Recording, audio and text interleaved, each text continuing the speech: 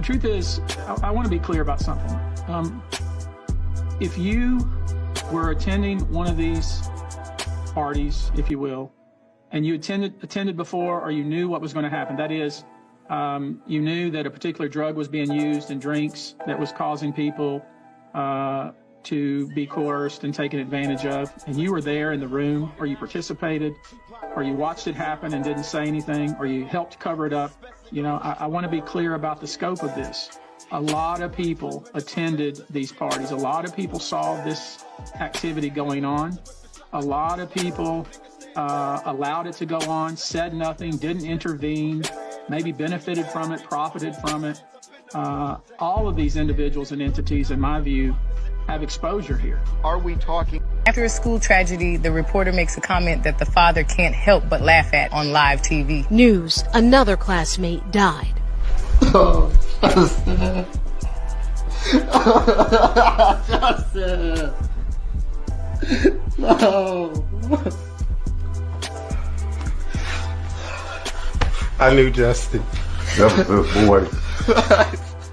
I was whispering because I didn't want the shooter to hear me and my classmates. And my dad was just asking me what's going on, what's happening. And then I told him it's a shooting. Somebody's here shooting up the school. And then he told me, he said, okay, I'm on my way.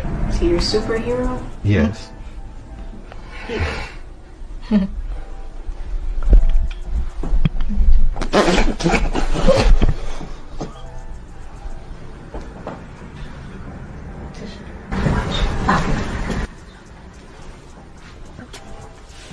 After a school I put a stove in my trunk. I put a stove in my trunk. I said I put a stove in my trunk. Got famous Oreo, chocolate chip, peanut butter, nutter butter, oatmeal pie, Skittles, Starburst, trail mix, fruit snack, cracker jack, cheese it. Damn, that nigga lit. I got Popeyes, granola bars and chewing. I got moon pies and honey buns, granola bars and chewing gum. That 2 quarter, 5 dimes, 10 nickels, 50 penny cash app and cash out is more definite on the map. Would y'all like the thing? Would y'all like the thing? Yeah. I gotta get something over there. I got $5 snacks, I got $2 snacks. I put a stove in my trunk. I put a stove in my trunk. I said I put a stove in my trunk. Got famous Oreo, chocolate chip, peanut butter, nutter butter, oatmeal pie, Skittles, Starburst, trail mix, fruit snack, cracker jack, cheese it. Damn, that nigga lit. I got Popeyes, granola bars and chewing. I got moon pies and honey buns, granola bars and chewing gum. That 2 quarter, 5 dimes, 10 nickels, 50 penny cash app and cash out is more definite on the map. Would y'all like the thing? Would y'all like the thing? Yeah. I gotta get something over there. I got $5 snacks. After a school tragedy,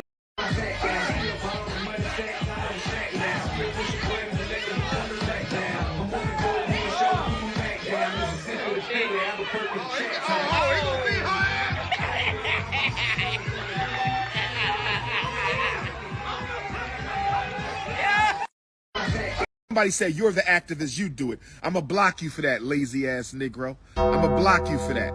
Stop hating, my ninja. You need a testosterone shot. Man, you calling people the N-word with a white Jesus? Goodbye. Goodbye. Who else? I think let's have a 5-minute block party. Who else? Let's have a 5-minute block party. Who else? Let's have a 5-minute block party. Who else want to get blocked? What are you protesting? I'ma block you. Goodbye. He said, what are we protesting? Block. I don't have time for the coonery this morning. I'm so sorry. I don't have time for the Negro peeing elite. I'm sorry. I can't take it today. I can't take it today. Where's the school at? Have a nice day. Where the school at? Goodbye. Goodbye. We having a block party. Goodbye. Good. He said, where the school at? And I'm sitting at the school. Goodbye. Goodbye. This is your first Dr. Umar live? Are you kidding me? This is your first Dr. Umar live? Where do you live? Where have you been? Do you not know who I am? Is this not why you are here? Who are you? Where have you been? Somebody's dog keeps shitting on our campus, and I'm getting tired of it. Can somebody find out whose dog keeps shitting? Stop letting your dog shit on our school. Who dog be doo-dooing on my grass?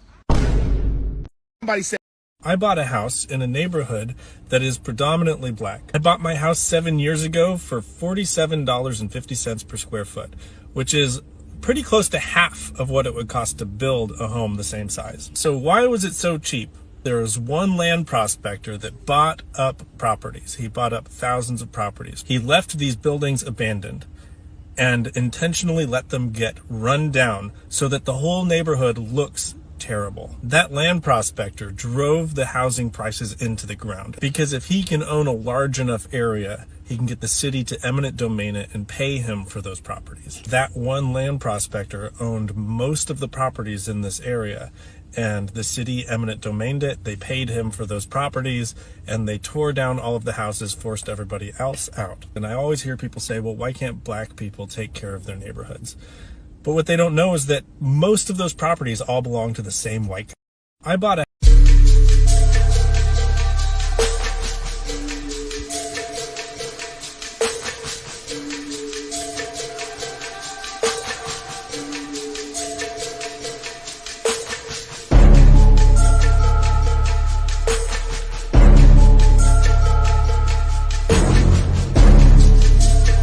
.079 KCJM the Joy.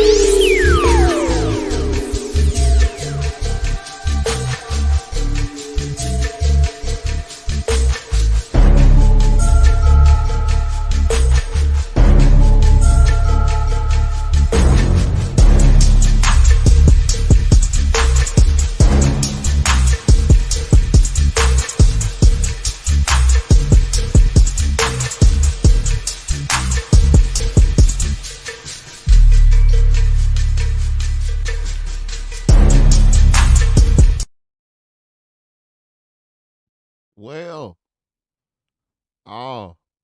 it's like when I started the show, I lost a viewer. But I'm going to tell you what, this live stream is starting out with 0 viewers and no guests. That's right, folks. It's just me. Now, this ain't dedicated to the people that's coming, the people that want to be on, because I know it's a few people that want to be on.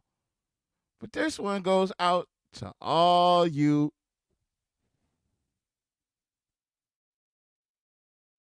haters. You know, if eating dick is your thing, you can go ahead and do that away from us non-dick eaters. I'm pretty sure there's a foundation or somebody that can help you eat a dick and have a nice day, bitch ass nigga. So that's the type of energy that we got. This is Black Air Force Energy. If you don't know what Black Air Force Energy is, you're going to get introduced to it this evening.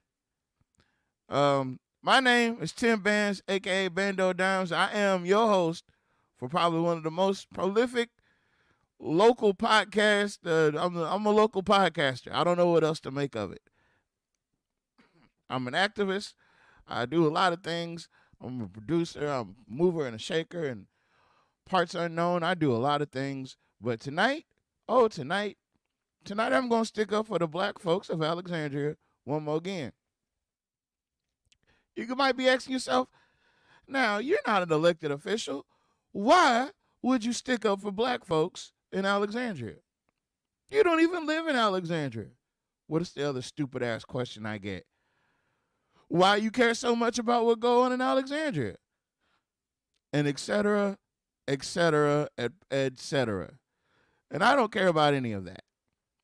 That's right. I don't give a damn about any reason people may give you to not care about something when you care about something. As many people walk around this earth to this day that don't give a damn about nothing.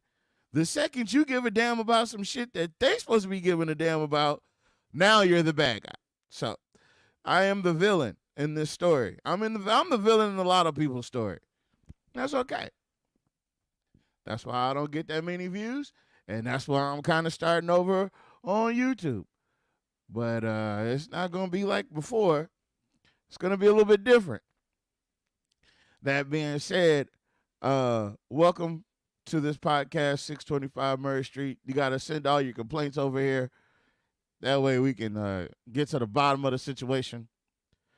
Today, we also trendsetters. Seems like when I made this move over to YouTube, there's a lot of other local people, including the city of Alexandria, who wanted to come over to YouTube. If you need any further proof or evidence, let me show you something.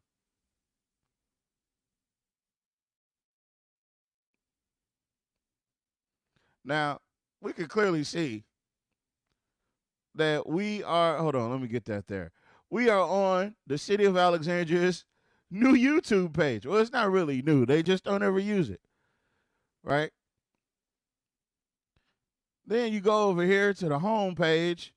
They've got like 3 videos total, and he's wearing the same jacket in each one of them. And they've got, what, a max of 527 right there? What else they got here? They literally have 527 views altogether. 20 views right here. So what I'm going to do for good old Jock Roy, since you don't like me so much, I'm about to hook you up like you've never been hooked up before a day in your life. You may wonder what I'm going to do, and I'm going to be inclined to tell you in just a few minutes. First off, I'd also like to, let's see here, before we go into that. Oh, no, that's a whole separate thing. That's cool. Okay, we got it under control. Show's off to a good start. How's everybody doing? Just, leave a comment in the comment section. That way I can probably read it if it's live. If not, you're just, you're just, catching it when you caught it. Who normally watches? Miss Hattie Piper normally watches.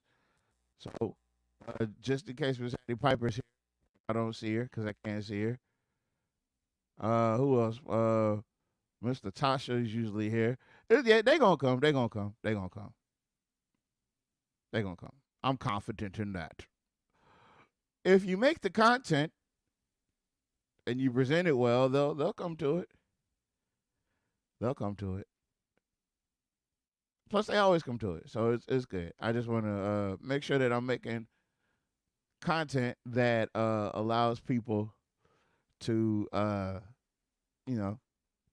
engage. Healthy dialogue, etc., etc.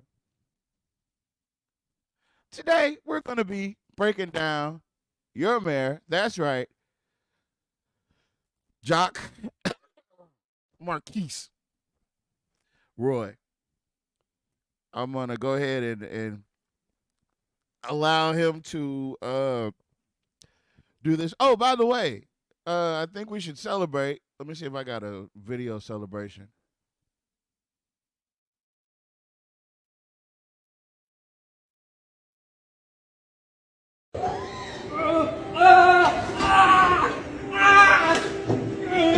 Pick it up again.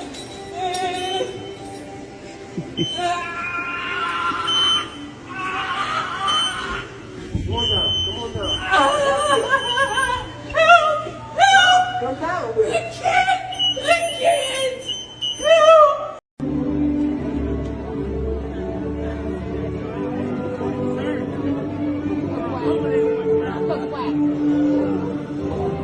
Oh, damn. Play it out. Just keep on like it was a part of the thing. That's right. Your mayor was tripping. He was tripping. How bad was it? Well, let's get into it. Public safety, and we'll roll it. Sorry, I got the sound off on this one. There it goes. Into assuming we have time. So let's give some preface here. So these mayor briefings is his opportunity to rebut various things that we've said, or to combat any ideologies, or any nuances. When Jock picks up what we're laying down, and sometimes we speak in code, sometimes we don't, but most of the time we're speaking directly to the administration and its councils. So when he picks up what we're laying down, what he does is he gets really upset. All right, he gets really upset, and he's like, I can't let them have the last word. Marsha type shit, right? So this is our conversation with Jock Roy, basically. So we say things on our broadcast, and he says things on his marriage briefing. The only difference is we weren't elected to do this.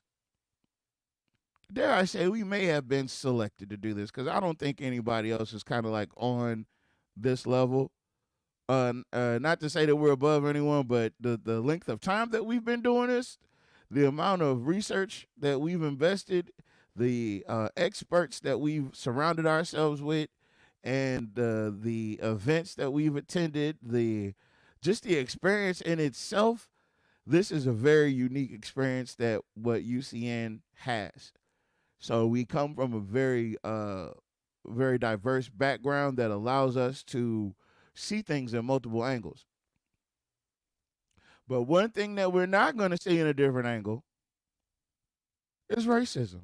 That's right, folks. We're talking about the city of Alexandria trying to turn the city of Alexandria, specifically your area, black folk. They're trying to turn that shit into a sundown town. What evidence do I have, you ask? Let's get into it. Today on public safety, and we'll roll into, assuming we have time, some of the basic services, specifically energy and the provision of our electric utility here in Alexandria, as we warm up toward the State of the City address, which I still, as said yesterday, would plan to do post-council meeting this coming Tuesday, unless it interferes with the council and we need a different date. As dry as this whole thing is, I'll be interspersing commentary. Some will be jokes, and some will be very serious. Some will be very angry, because I've heard some very, very disparaging things from out this mayor's mouth. And so the fact that this took place yesterday, and the fact that he's going to do the State of a City address coming Tuesday, all of the things from his mayor briefing is going to be the topics that he's going to touch on in the State of the City address. Hopefully he watches this podcast before he goes on and does whatever State of the Union, city, confederacy, whatever he's going to do on Tuesday. I hope you're listening, Jock. That would be more the formal address to you all at that point. And we still plan to do a State of the City series where we go around and look at things visually, physically, things that have changed and things that we've accomplished and done. So basically what he's saying is we're going to go around and look at all the stuff that we've done and we're still going to continue to not acknowledge all the shit that we haven't. And we're going to finger point and blame the people for pointing out that we haven't done anything about the situation. So there you go. In this first public safety one, that first slide you'll recognize, other than the change of date, was part of what was published and is online now under the transparency tab. That first statement is a statement that is sort of our philosophy about what we are trying to do.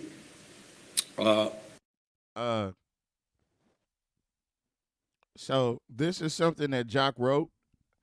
I'm going to read it for you because I don't know if he will, but I will. He says, every citizen has a fundamental civil right to be secure and safe. While the cause of crime may be multifactorial, we cannot allow violence to rule our city.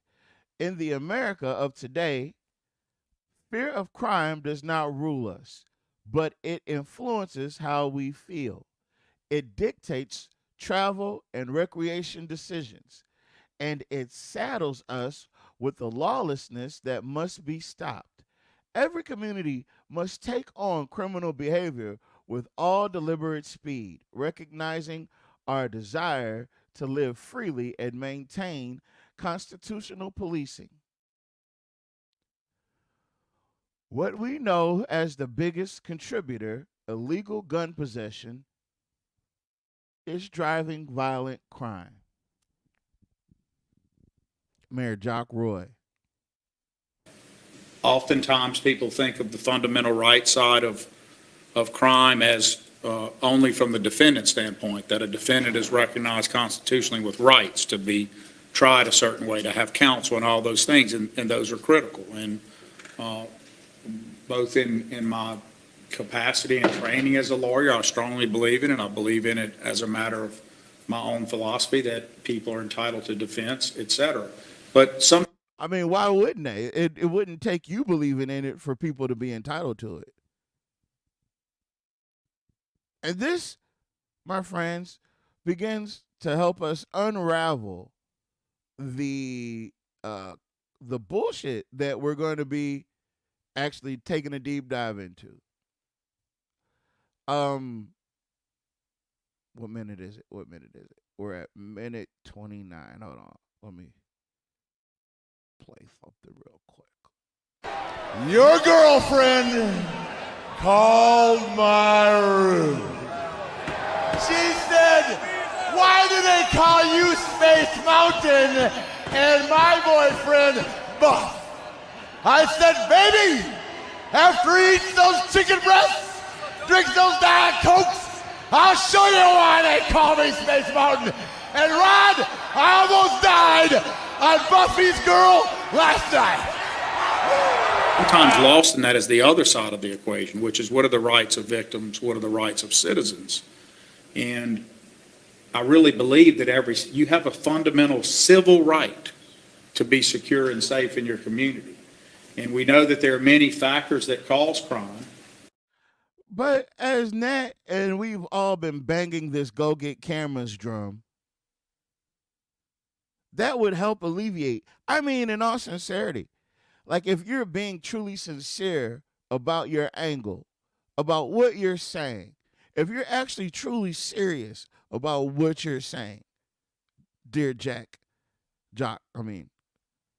wouldn't cameras be like the next step? Wouldn't the cameras been like a step? Cameras would have come in when I spent $17 million on a baseball field. It's not even actually a park, it's a complex. I would have put cameras in every park at that point, at the very least. Because when you guys are trying to decide whether you wanted to mow the lawn at Frank O'Hunter or put up cameras, and it should never come to a decision, either or decision, but okay. When it comes to our communities in Alexandria, it always comes down to an either or.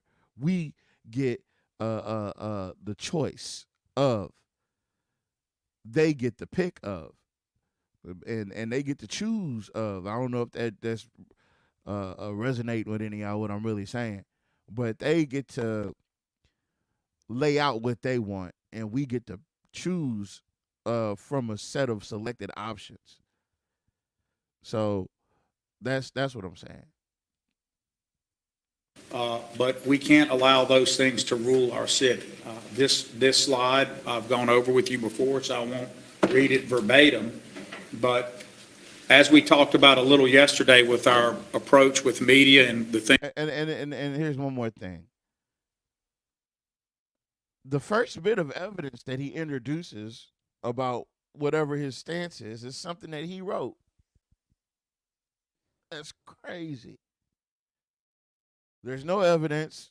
There's no break. Let's see if he breaks down where the crime is, et cetera, et cetera. Let's see if he gives us some facts out of this. Things we need to do to make sure that relationship is better, particularly with KLB and functioning in a way that helps us get information out, helps us inform our public. In other words, he don't like what KLAB is doing right now. He don't like how they coming. We gave a specific example yesterday. That example was if there is a perimeter at a scene and citizens who are now more and more armed with their own technology to go and film those things, how do we resolve those things if they could cause a safety issue for officers? Now, here's the thing. Why are people with cell phones your problem? Like, you're almost making them the criminal, which is weird. That's weird to me.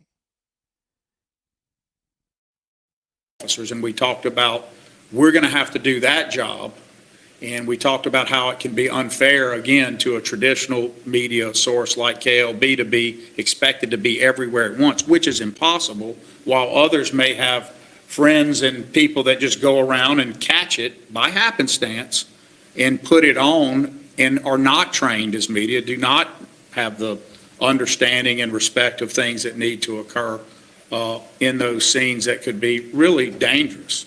But the most important thing is keeping those officers safe. So yesterday I mentioned that in that relationship with media, there has to be respect for when officers set a perimeter.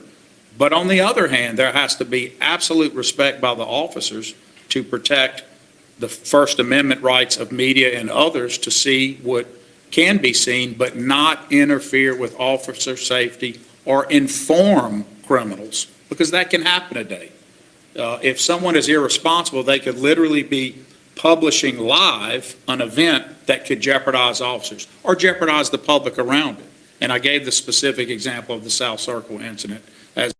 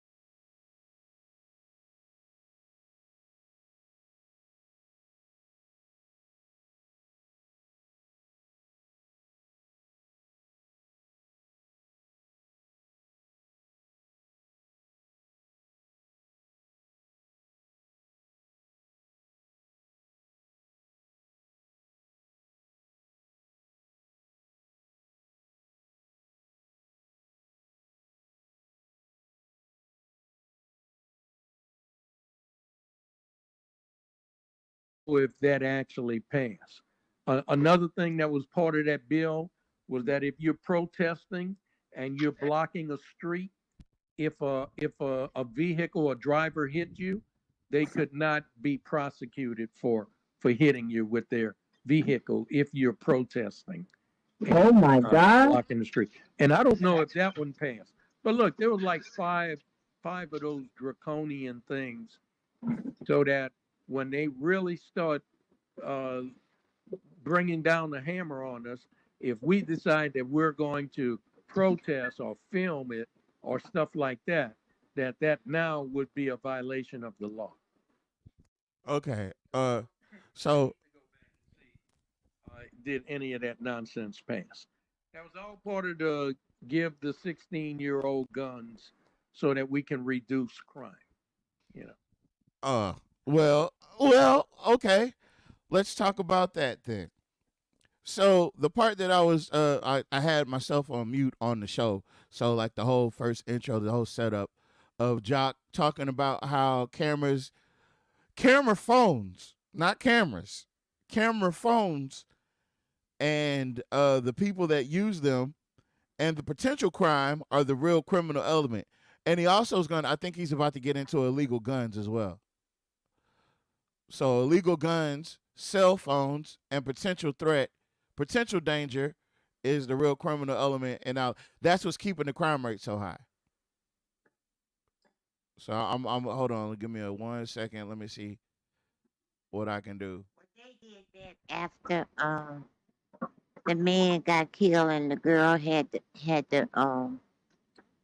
phone and filmed the whole thing. They got mad about that. Well, maybe they should be mad. Filmed the whole thing, and that's how them cops got in jail. They don't want to get caught on camera. Seems like we got another problem with being caught on camera. As one that turned out, for lack of a better way of putting it, not with any catastrophe and a mental health crisis, but could have been much worse. So here again, you see that again. Don't misunderstand. I believe that police. Hold on. Y'all can't hear. I'm playing the video in the background. I guess y'all can't hear it. No, we can't hear. I don't know how to set that up either. Okay, well, I guess I'll have to slow pace it. All right. Policing has to be constant. Yeah, you can go to the YouTube. I got the YouTube in there. Matter of fact, if y'all want to use the link that I left in there, y'all can actually all come on screen with me. No, that's all right. Well, I mean, it wasn't an invitation. It was just, a better way, because at least you there, you'd be able to watch the you'd be able to listen to the actual to the actual video that he's doing. But I'll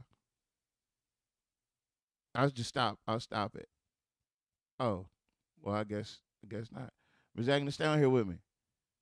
I'm here. All right, let's see. Y'all, this is a live stream. This is our first live stream. I do intend on getting all this done. We're gonna get through this entire thing. And okay. Yeah, we're gonna get through this entire thing. All right, so let's see. And more. We got 2 other topics to cover. I believe, and we talked about the power of these, that they are great equalizers, and that the media's role in American life has been to uncover some of the most grave failures of government. And that is important and critical. And it's especially critical in police. What he's laying out right now is what he feels is the media's role in local government. And I'm taking issue with that, because government is government.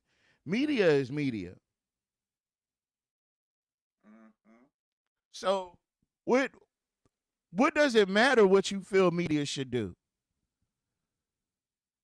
But as you can see, this is an ongoing with Jock. He's gonna talk bad about the local media if they're not agreeing with him, which leads me to another point that I wanted to make. Y'all do realize, as long as you guys aren't complaining about anything, Jock's fine. Jock he won't say anything about anything as long as you're happy about it. And as long as you're patting him on the back for doing a subpar job. He's okay. As long as you can give him that admiration and that attention, he's okay. The second you criticize Jock, you have to feel his complete wrath. And when he can't get to you, he'll try to blackball you. If he can't blackball you, he'll try to destroy people in your family. If he can't destroy somebody in your family, he's going to try to do so because he's vindictive. That's just him. That's what I've come to know Jock Roy as. If you think it's a joke, look at the Restore plan. If you think it's a joke, look at when the populace got out and voted against that tax thing, that tax credit last year in April. Might be the year before last now, but it was last year. Last year in April, when you guys went out and voted against something that he tried to sneak in on y'all.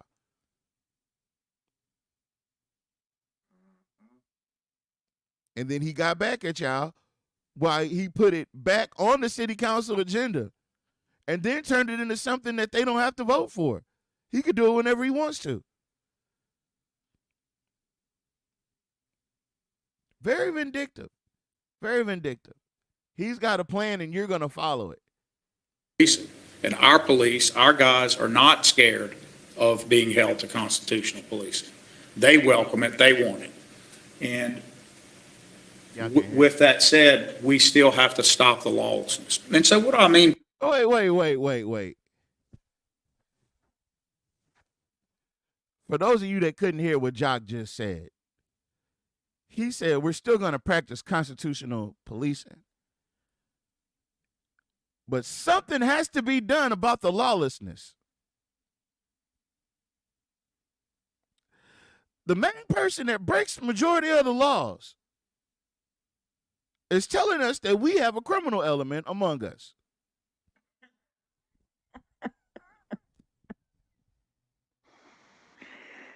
The main person that takes advantage of you is saying that I'm only doing it because it's constitutional. I'm only screwing you over because it's within the constitutional means.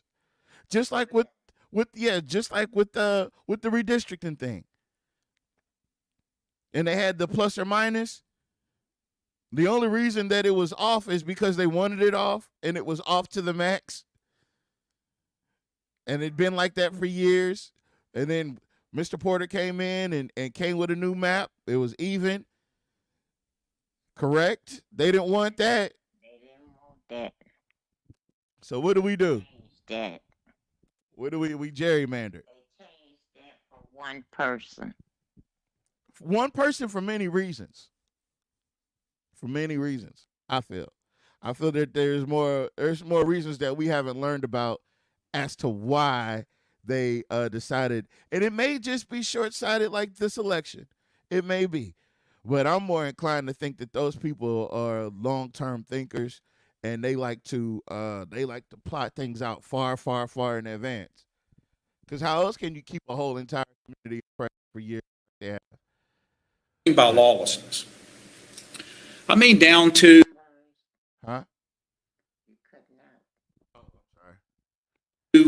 throwing trash all over the city. Okay. So lawlessness includes throwing trash all over the city. Did you guys know that? Well, everybody know that. Well, he's saying that's a problem. We got people. I mean, it could be anything like throwing trash. That's lawlessness.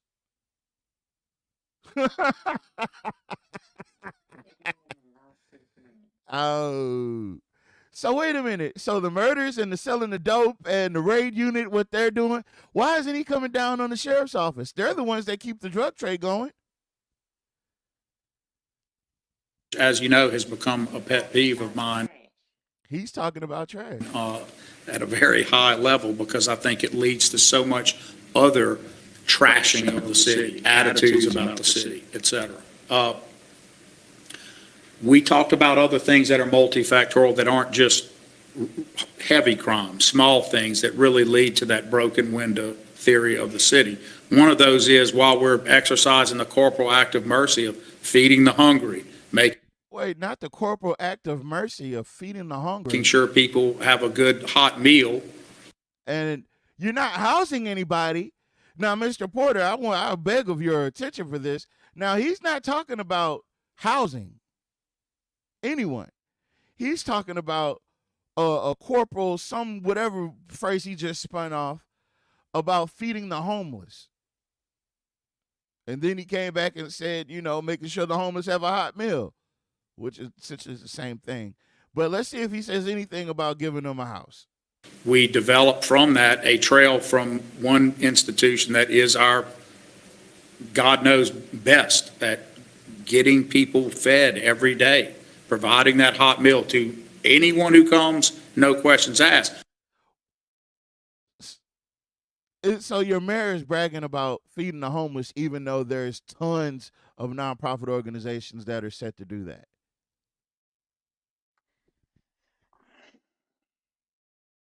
I'm confused. Are you wanting a pat on the back for doing something that a nonprofit could do, but only doing it with our taxpayers' dollars?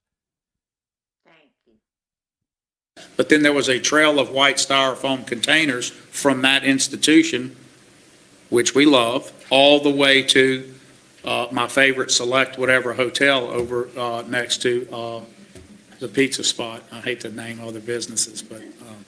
Oh, he's got a favorite hotel. What's that about? He's talking about that time that the people ate and they fed the homeless, or the community fed the homeless, and they was talking about the trash trail of styrofoam plates that led from the place where they fed them at to whatever hotel he's trying to smirk and whatever. He said it's his favorite hotel. So I don't know what that means. Let's see if we can find out. Anyway, guess not. Trash is there. I still am driving by daily to look at how that's being handled. We have reached out and tried to meet with management. We've been unsuccessful. So wait. So he said he drives by that location every day to see if they picked up the trash.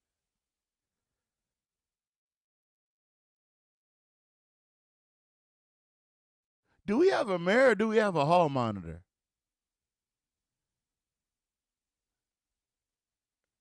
Because I'm not understanding this. So you wait, let me run that back. Fed every day, providing that hot meal to anyone who comes, no questions asked. But then there was a trail of white styrofoam containers from that institution, which we love, all the way to my favorite Select whatever hotel over next to the pizza spot. I hate to name other businesses, but anyway, that trash is there. I still am driving by daily to look at how that's being handled. We have reached out and tried to meet with management. We've been unsuccessful so far. If management finds out about this and comes to the council to challenge what is going on, I welcome that day. I can't wait to have that discussion, either in here or, as I prefer, in private, to go over what needs to happen. I can't. But that corridor of trash has to stop. That is not an appropriate way to have that business. I know there's long-term stay there. I know there are people that are coming in and working from out of town. We appreciate that. I'm sure those guys and gals coming in don't like what they're seeing either there.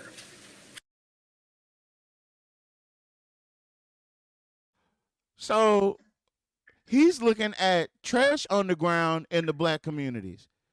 He's driving by the homeless people. He's ignoring all the other issues.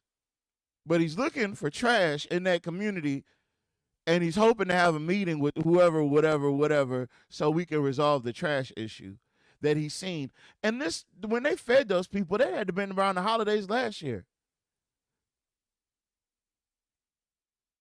I don't even remember when they did that.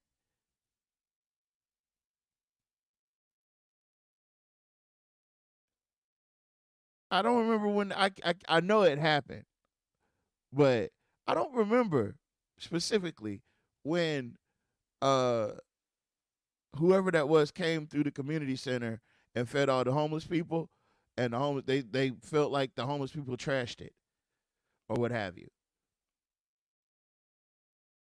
And again, this is the first 10 minutes.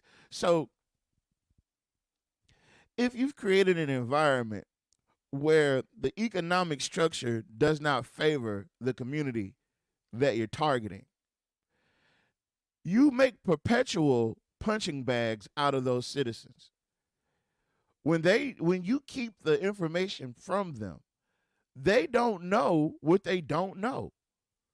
When you are teaming up with people like Reddix Washington, or when he teamed up with Roosevelt Johnson, or when he teamed up with Jeff Hall. When you team up with these people of color, it's typically to sell out that community. You have an agenda at hand. You're very purposeful. You don't do anything for nothing.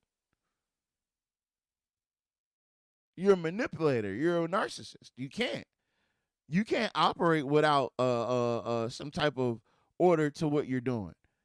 So what you set up this whole meeting is to blame the black folks, because that's exactly what Patrick Van Dyke did last meeting. So if we're going down this rabbit hole of blame the black folks, blame the black side of town, then I don't think you're ready for the response that you're going to get. But I'm going to let you continue, Mayor. Frankly. So, but look, not to pick on one spot. That's what I just said, not to pick on black folks. That trails all the way from our friends on Lee Street doing their job all the way through the park, all the way down. Now, you'll notice it's not there anymore because our friends immediately reacted and have changed it. You also notice a very stark contrast of cleaning. Well, the main reason why they don't have their problem anymore is because you told people that they couldn't feed. That's right. You told people they could no longer feed the homeless. I guess you don't remember that. But Jock, boy, you a piece of work. Cleaning up litter on the corridor of Elliott Street Jackson at Bolton. That whole area right there is markedly different. That was from intervention by the chief himself. So he's talking about the intervention of Jackson and Bolton, and it is, and how that's a huge thanks to the chief of police. Well, I would hope so, because the police station's a block away? Ding dong.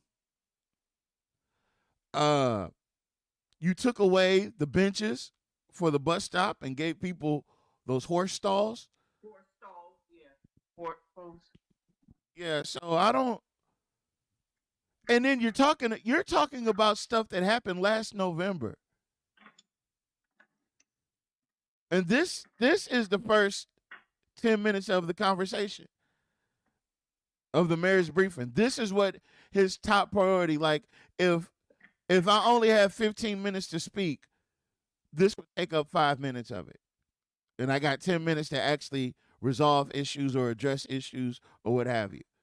But I'm going to spend a third of my time, if not all of my time, blaming black folks. Are you sure he's blaming black folks? Yeah, he's blaming black folks. So you just feel pressured that he's blaming black folks? I given the fact that Patrick Van Dyke was the soft opener for the Blame the Black Folks in Alexandria train, and this is the follow-up to it, yeah, it's not a shadow of a doubt in my head that this is the Blame the Black Folks campaign. And so we talk about these things in staff and we go out and do it. We had talked a lot about media yesterday. I see KLB is here today, and they're welcome, and we're glad they are. We're going to talk about some whiteboarding and give you an idea of how we do things. And so it helps media ask for what they want to see, and we'll let people know what things we publish in draft forms and all that, and what things we don't.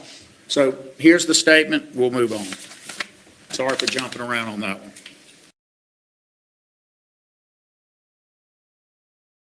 To Miss Brandy Gibson, that he sent you an apology. He's sorry for jumping around because she said he's everywhere. And he is. He was all over the place. I think he just wanted to talk because of all the stuff we done said already. That's what I believe. All right. So, I know he's going to talk about it.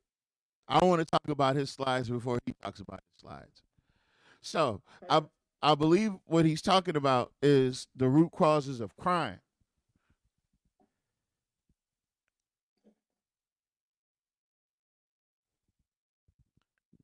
The root causes of crime is disconnection to self-soothing solutions. Hold up, Tavares. Let me play it from this end, okay? I can't. Yeah, you're gonna have to. I can't. Well, what I'm trying to say is, Pumpkin, because they can't hear it. We're on here. We can't hear it. Well, okay, well, yeah.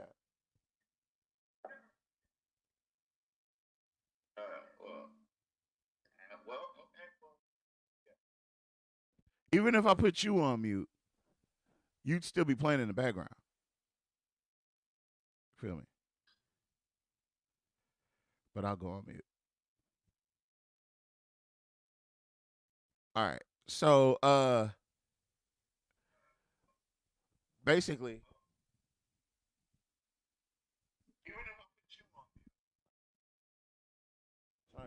that's just another problem. So, disconnection to self-soothing solutions. Then you have, what's the next one? Disconnection to deep relationships or family relations, bullying, poor or bad external relations and influences, necessitous circumstances or addiction, anger management, lack of self-control, covetousness, unreasonable desires.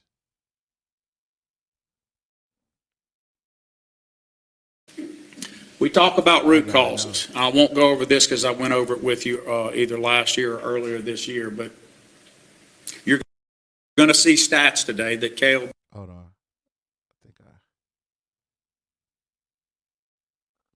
nope.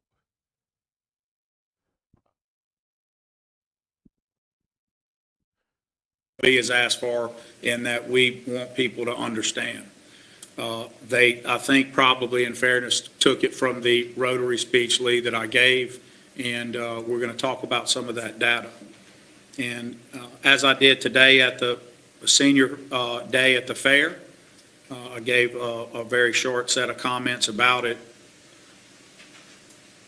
I really believe that a 25-year-old, in a lot of cases, a 25-year-old male, in the circumstances which we'll outline today, has a maturation age that's much lower.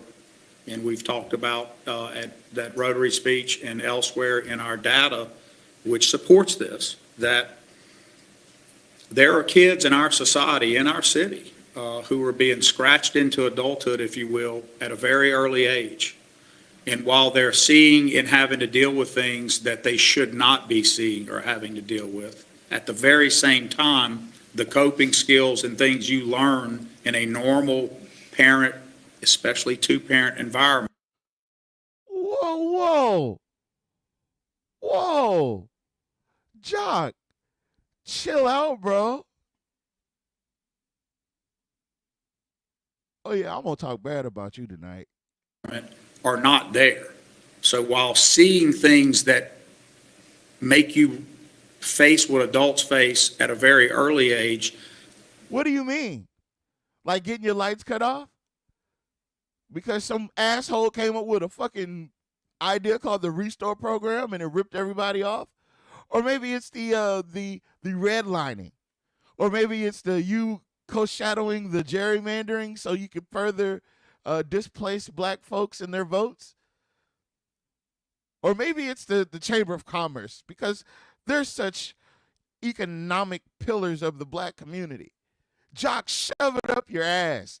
The coping skills and mechanisms in a home that you might have grown up in, or we all wish to have grown up in, aren't there. And so even all the way to the age of 25, particularly in males, you're seeing a maturation age that's much different. In the data that I get. When the fuck did he become a psychologist? What the fuck is this about? Are there any solid numbers in here? Can somebody help me and show me some facts? I need some facts, yeah, because this whole opinion shit, his pouring over his own opinion is bullshit.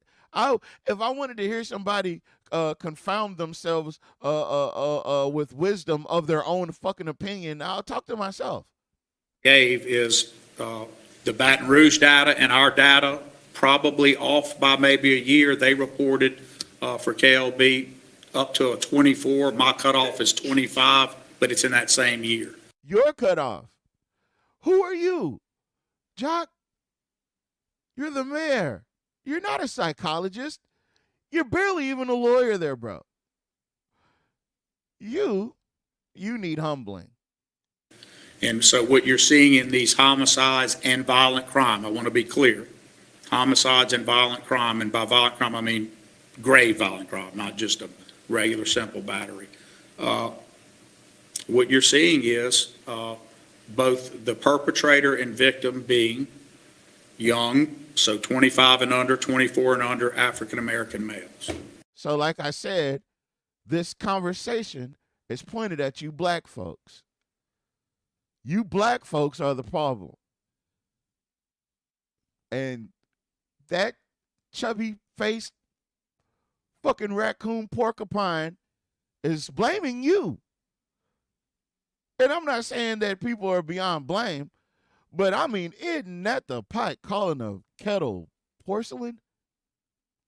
And so Baton Rouge has that data. I would suggest to you that there's a lot of nationwide data that will be the same, but I'll focus on what I know and what our group is studying here, and we largely would mirror that Baton Rouge data.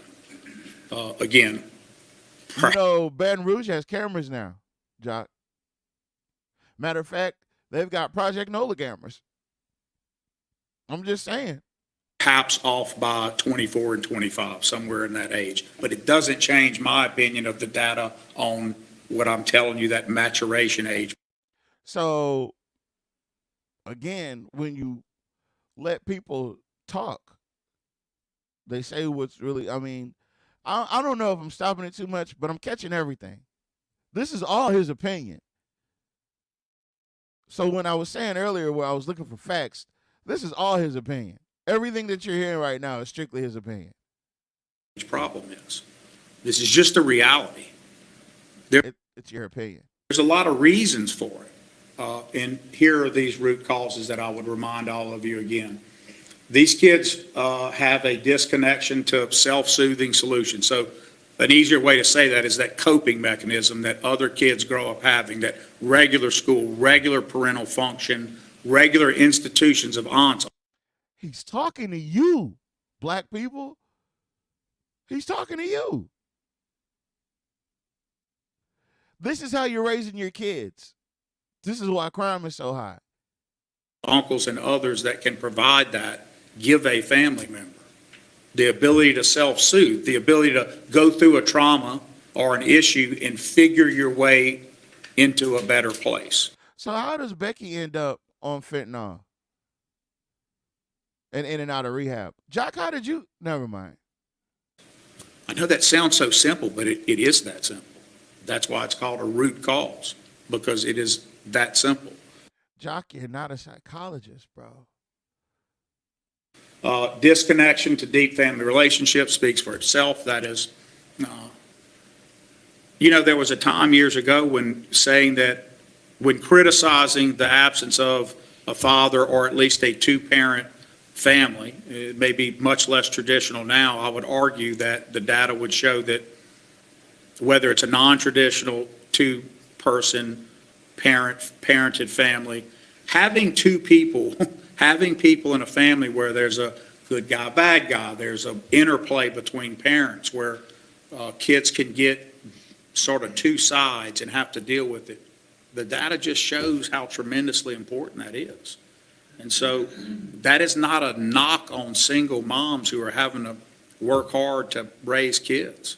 It's not a knock on it at all. It's actually an empathy toward it that You feel sorry for you black women. He's got some compassion to show you. Won't you come on over? Think how tough that is. Think if that mom is working and a grandmom's working. So the absence of a male in the home is not a knock. You don't have to be liberal or conservative to get or not get that. It's just the fact that the data bears out.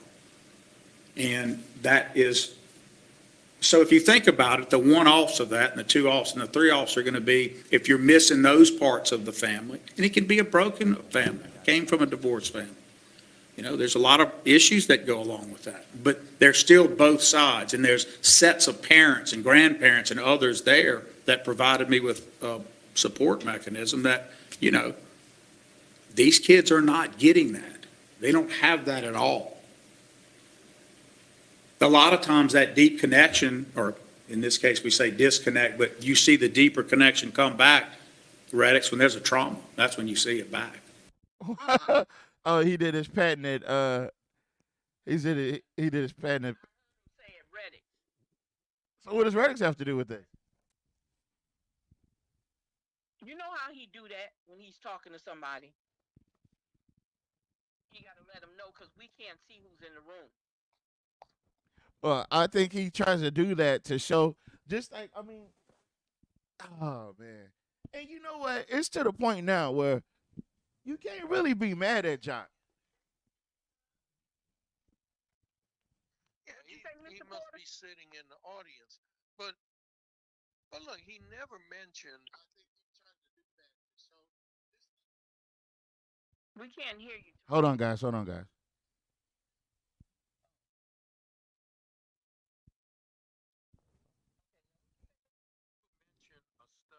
a report, a survey.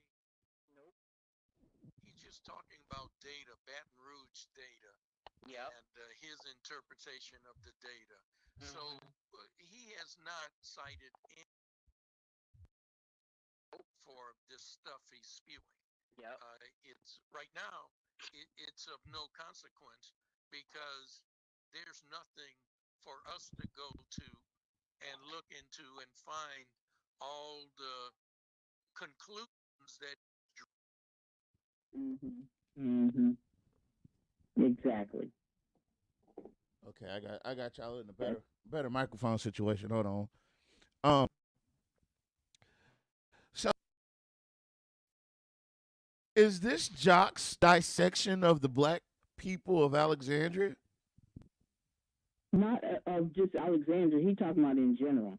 No, he's talking about this whole speech opened up with safety, because this is the supporting facts that he's going to use to tell you why he shuts down the parks at 8:00.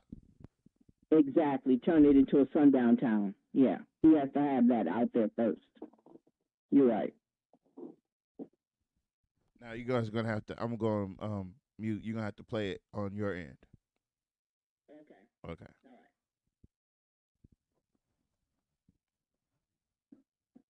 right. When someone dies, when at 15, 16, or again, 24, 25-year-old is killed. Bullying is another root cause, poor, bad, external relations and influences. That's the one we all know, right? They're hanging around the wrong crowd. And that's the one probably a lot of times we all let, well, he's growing up or she's growing up. Maybe if I interfere, it'll just make it worse. I hear that a lot. I deal with it as a parent, right? If you interfere, you got to interfere as a parent. That is part of the job. Interfering, interdicting, intervening, stopping behavior, changing behavior, modifying. Necessitous circumstances in addiction, another root cause, kids on drugs early. Just like an adult who has a need for the fix, so do kids. And they're, again, because of these. Hold on.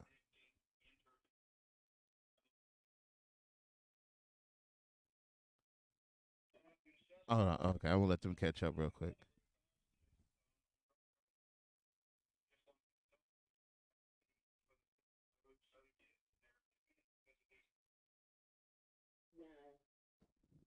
Wait a minute. Did he say that, y'all? That's the reason I stopped it where I stopped it, because I knew you had something to say. Go ahead. No, I was just going to say, okay, let him finish. Let him finish. Let him go ahead and finish. Let him cook. That's just amazing. You say let him cook? Yeah, go ahead and let him cook. Wait a minute. Did he say that, y'all? Other ones that usually are coupled with it on the left side of the screen, you've got even less ability to cope with the addiction side, so it gets even worse. Then there's some basic anger management, lack of self-control, and then there's finally just unreasonable expectations and desires. But those four, well, really the first two and the last one on that left side, I guess along with addiction, those are the things that are really driving what we're seeing here, what I think Baton Rouge is seeing, what we're seeing nationwide. And I only separate out addiction to not make it as important. God knows, we all know it is. It's because these other addiction, you can go be treated. You can learn skill sets to cope through that, especially young, and have a great outcome. But those first two bullets and that last one on the left,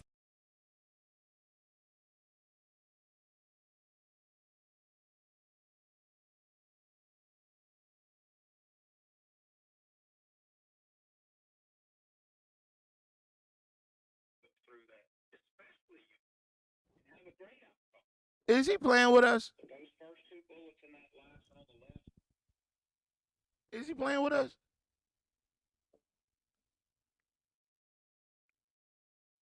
Is Jack Roy really the comedian that I thought I was? I mean, because I could swear he just gave us the whole rundown about how to go to rehab. Okay, we can't hear it. Is he playing with us? What are you saying? Is he playing with us? Really the comedian that I thought I was? I mean, because he just gave us the whole rundown about how to go to rehab. How to go to rehab. Yeah. Oh, the delay is about a good 5 seconds, so I gotta wait for you to catch up. But it's all good. Yeah. Oh, he is speaking from personal experience. What is this? Okay, hold on.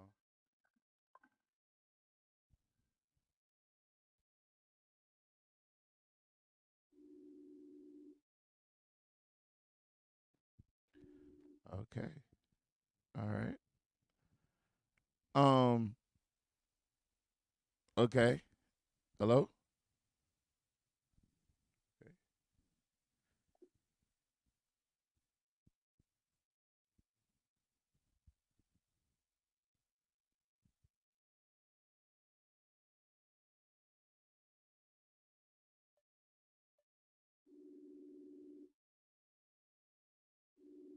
Okay. Okay. Ms. Linda, you there? I'm here. I was trying to get in. Hello? Okay, there we go. Okay, you have to tell everybody else to go over there. Everybody, well, I mean, where's Miss Agnes?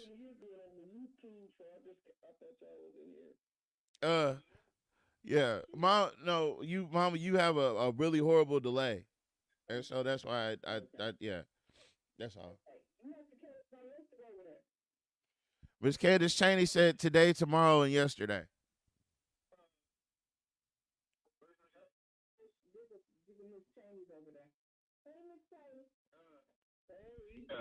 Hey, how y'all doing? All right. You gotta mute that whatever you got in the background, Mom.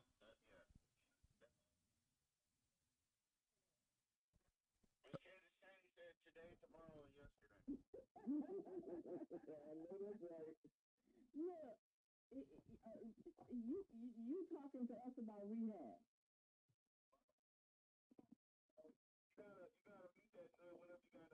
Okay, I'm muted. Hold up. Okay, it's muted. Okay, but yeah, finally, man, I've been waiting about a good 10 seconds. Okay, go ahead. No, you said that Miss Cheney said today, tomorrow, and yesterday. She did, and then And she I said that. yeah. If I said that he is talking to us about rehab. Is that what he was talking about? I mean, the potential outcome of this conversation is very, very interesting. Because if Jock is sitting here literally telling us that the root causes of crime is attributed to drug usage and addiction, and not having another parent in the home. Remember that one. oh yeah, and having a single parent home and being bullied. Yeah. When did Jock become a psychiatrist? That's what I want to know. Mm-hmm. Well, he might have looked the information up. He maybe had so. Yeah, nah. Because you know who didn't look the information up? Patrick Van Dyke, and he had plenty to say. He said he didn't need any other proof than the fact that since 1960 he's been black. Okay, but let me throw something at y'all. Y'all probably didn't know, and let me tell you this. When he was part of a group, an organization, the Republicans, the Boys of Republicans, one of the things that he did do was he did work with the youth. And the reason why I'm telling you that because there is a person I know that was an ex-APD back in the day, and that's why when she said, oh, he's Democrat, I remember him being a Republican. I remember him coming over here and working with some youth it was a group, I forgot what the name of the group was, but he was part of them. He was a young Republican. And that's why when I told her he was a Democrat, she was shocked that he was a Democrat. Because at one time when he was younger, I think when he was going through lawsuit or whatever, he was a Republican. And he worked with younger kids back then. Well, that was a long time ago. It's not it's not unfamiliar to live in a place like Alexandria where, like I said on your show, majority of the Democrats that are in offices were once Republicans. Yeah. That's what she told me. So I don't know. She said that's what she remembered about him. I know that Mark Woods used to be a Democrat. Harry Hayes used to be a Democrat. Harry Silver used to be a Democrat. Yeah. Let me see who else. Reddick claims he's a Democrat, but we know otherwise. Lizzie Felter says she's a Democrat, but we know that's a lie. I mean, there are a lot of people that are claiming to be Democrats, and they're really Republicans. So what we were talking about earlier, when his agenda starts to line up with the governor's agenda. Yeah. Yeah. Not that just because he's a Democrat, he should fight against the Republican agenda. But as a Democrat in a Democratic city, there should be something distinct about you. If you're in a Republican, if you're surrounded by Republicans, something should be different about what's happening with you. Yeah. There she goes. All right, so we're going to go back to the video. Those are tough. And the longer you get past 15, 16, 17 years old, the harder it is to modify that behavior. So this is the challenge, and it is not an easy one. And we're going to see the data bear that out. Again, none of this is designed to denigrate a people. Oh! So he had to point that out. You know, if you know what, that's the equivalent of saying I'm not racist. Yeah, because he didn't have to say that. He didn't even have to say that. Because we know there's bad white kids as well as bad black kids. No, but I've been talking about In the classroom, they white. They say that again, sister. When they shoot in the classroom and kill a bunch of kids, 23 and 50, they are white. They are not black. Black kids don't go to the school and shoot up. Well, he's saying black kids shoot up neighborhoods, not the schools. That's what he's trying to say. Well, is that racist? That's not. Because it's not necessary to say that, because crime is crime. We want to put a color on crime, but if you really put a color on crime, they make it look like it's us doing all the killing, when reality is it's not true. But they're meant to do that so they can. Every time they have a shooting, a big shooting at the school, it is a white boy doing it. And then when they had that concert in Las Vegas, that guy killed all them people. He was white. He wasn't black. Majority of your mass shooters are white. I think there's only been one black mass shooter in history, and I believe that was the DC Stalker. But Everybody else is white. what Jock is Briefings have to always be about blacks. Yeah. And Miss Candace, I've noticed that for the last 2 meetings, black people have been the target of Jock's angst and anger, whether it's black people with cameras, whether it's We want black people to get out there and do some shooting so they can do it like they did that Molet boy. Wait till dark and then go in and do all kind of shooting. that's what they do now, don't it? I believe that the Rapides Parish Sheriff's Office, and this is just me, my beliefs, I believe that them and the APD have certain areas of town mapped out where they control the crime in that area. And it's not in a way that they control the crime where they keep crime down. This is the way that they control what crimes is happening. Because just like Patrick Van Dyke said, we talking about there needs to be cops over there on the other side of town. No, it don't. Ain't no crime over there, is what he said. Which I know that's a lie, because it's plenty of pill popping. They be in the house. They kill themselves. They kill their wife in the house. They also beat her in the house. And they're not gonna talk about it. And they won't report it. If they come over, the cops come over, they don't properly report it. They just called the cleaners in to come and fix it and clean it up. So clean it up. the next thing you know, they got a funeral going on. And they might not even do that. The bridge and had all her kids in the car. They might not even do that. Okay, let me keep going. Or a community. Just the opposite. It is to recognize the community failure. The community failure. He said nothing about cameras, did he? No, it's the community's fault. Yeah, it's your fault. To help. And I'm not saying it's black people's fault per se. I'm just saying all the data sets, all this information is about communities with black people in them. Black people dwell. Yeah, this ain't racist. I'm not being racist. Oh no. It's just the opposite. I'm empathizing with you.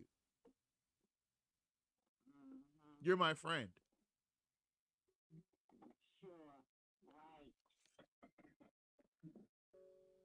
Let's see here. Let's go. Address this problem, because that's what it's going to take. Doc, as you know. It is not a single person, an elected official, a police force that can solve these things. It's going to take community solutions. And we're going to show you what Safe Alex can do to do that, what it's done in the past, and give you why it's having more trouble now than it had in the past. You know, Alex is coming up again. Rumor has it, Miss Agnes. Rumor has it. Rumor has it. That's the end point of his conversation.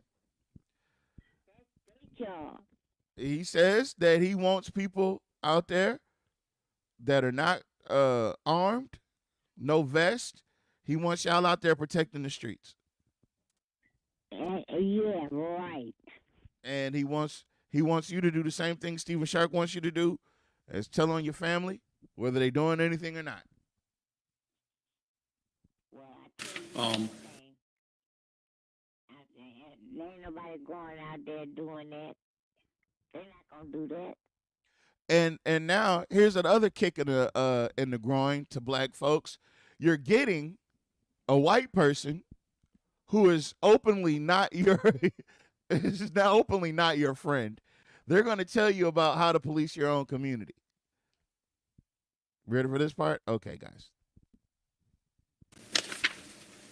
All right, so we're going to talk about community policing. We'll come back to it in a way, but I'm going to just always tell you guys when we talk about community policing, the assumption we operate under at APD and in my administration is that is the paramount goal. That is what you are shooting for if you want true change in crime prevention. What'd you say? Get the cameras.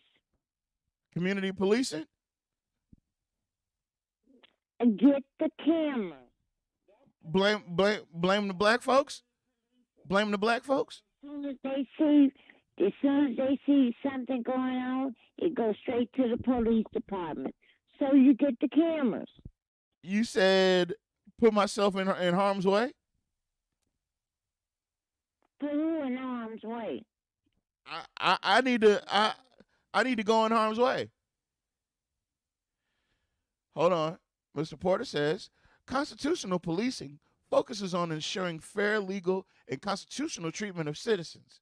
Policing must be done in a manner that is lawful and constitutional.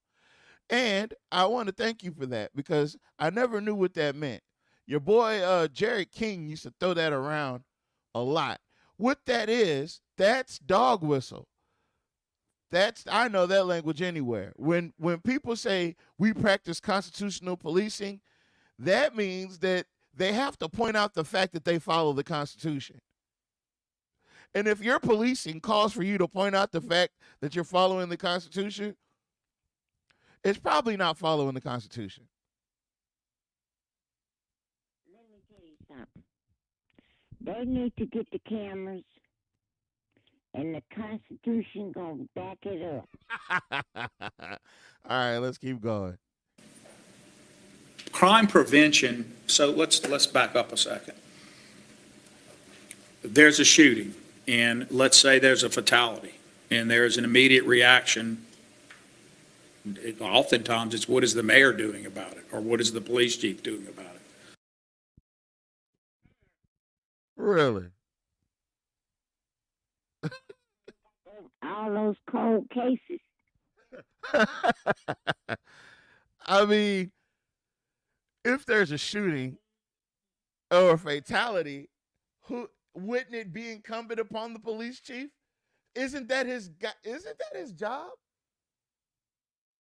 It's not the mayor's job. It's the police chief's job. Well, he just said you don't have to add in the police chief. I don't know.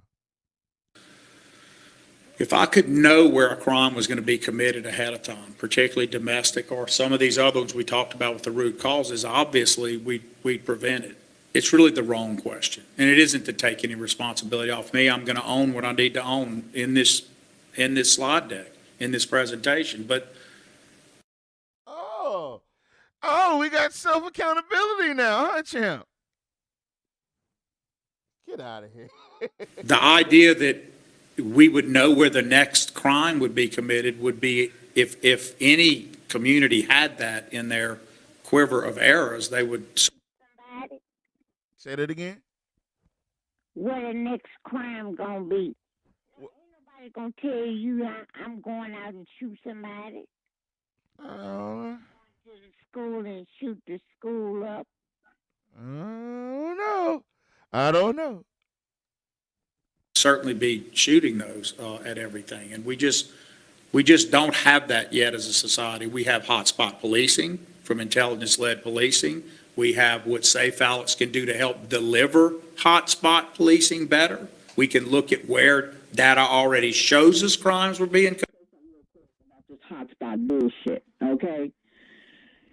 He said that he was going to get in the cars and drive around in the hotspots. So my question is, what are your hotspots? And why don't you put cameras up in that hotspot so that you don't even have to worry about putting anybody in harm's way? It doesn't make any sense, y'all. Well, okay, here's the problem. You know where the hot spots are. You know where the hot spots are. If you calling them hot spots, you know exactly where them hot spots are. Hot spots typically indicate that you need to put cameras. Mr. Porter says that Safe Alex is not law enforcement. So I don't know why they don't have the cameras. Why he refused to put cameras up. Well, let's keep on listening and see if he's going to answer it.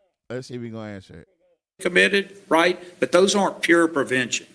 Pure prevention is the crime never happens because there was an interdiction made ahead of it. So what is my responsibility? Where it's to have interventions for kids, particularly at young up to certain ages. It gets tougher as they get older. You don't know they're going to kill. I think I'm with Mr. Porter on this one. Jock Roy is way in the weeds, and he's trying to reel it. You ever talked yourself out in the outer space and tried to come back with the words that you use? Because people don't, like, you lost so many people along the way of your explanation, and you're just trying to reel it back in so, you'll sound like you know something. That's what I feel like he's doing. The intervention certainly changed, the I'll whole say time. it that way. Those are the things we have to think about. But community policing can prevent crime, just outright. Why? Because there's officers in that particular neighborhood knowing the people in the neighborhood who know what's up, who know who's... Who knows what's up? Jock, who you been hanging around?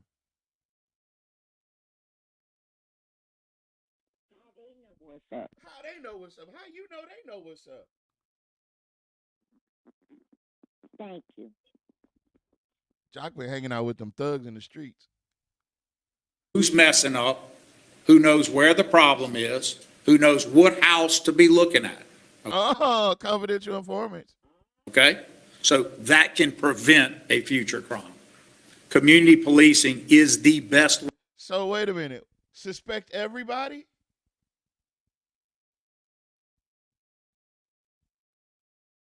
What I'm hearing is that he doesn't want cameras, and he's coming up with other things to say he doesn't want cameras. That's what it sounds like to me. You won't have an argument. If you say anything other than cameras, you won't have an argument. It's going to help.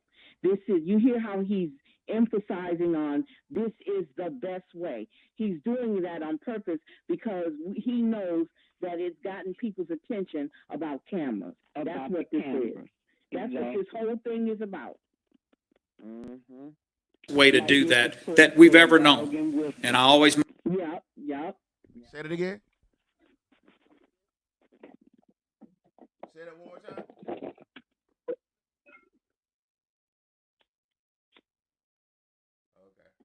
Sorry. Make this, allegory back to, there was a beat cop back in the day, and there was a box on a pole, and that beat cop had to go up to the pole, open it up, and they called in at the precinct, and they had a notepad, And now they can have way better technology than they ever had. They don't have to go to the box. But they still have to have those boots on that street, talking to people. And so what I'm going to come to, I'm going to give you the fast forward. Here it comes. We're not having the participation in Safe Alex that we need to get.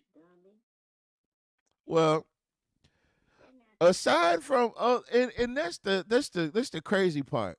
Aside from him talking and having this speech directly to the niggers, to the black folks, I'm having an issue with us having to resolve the crime problem by taking the people that are still alive. You're still alive.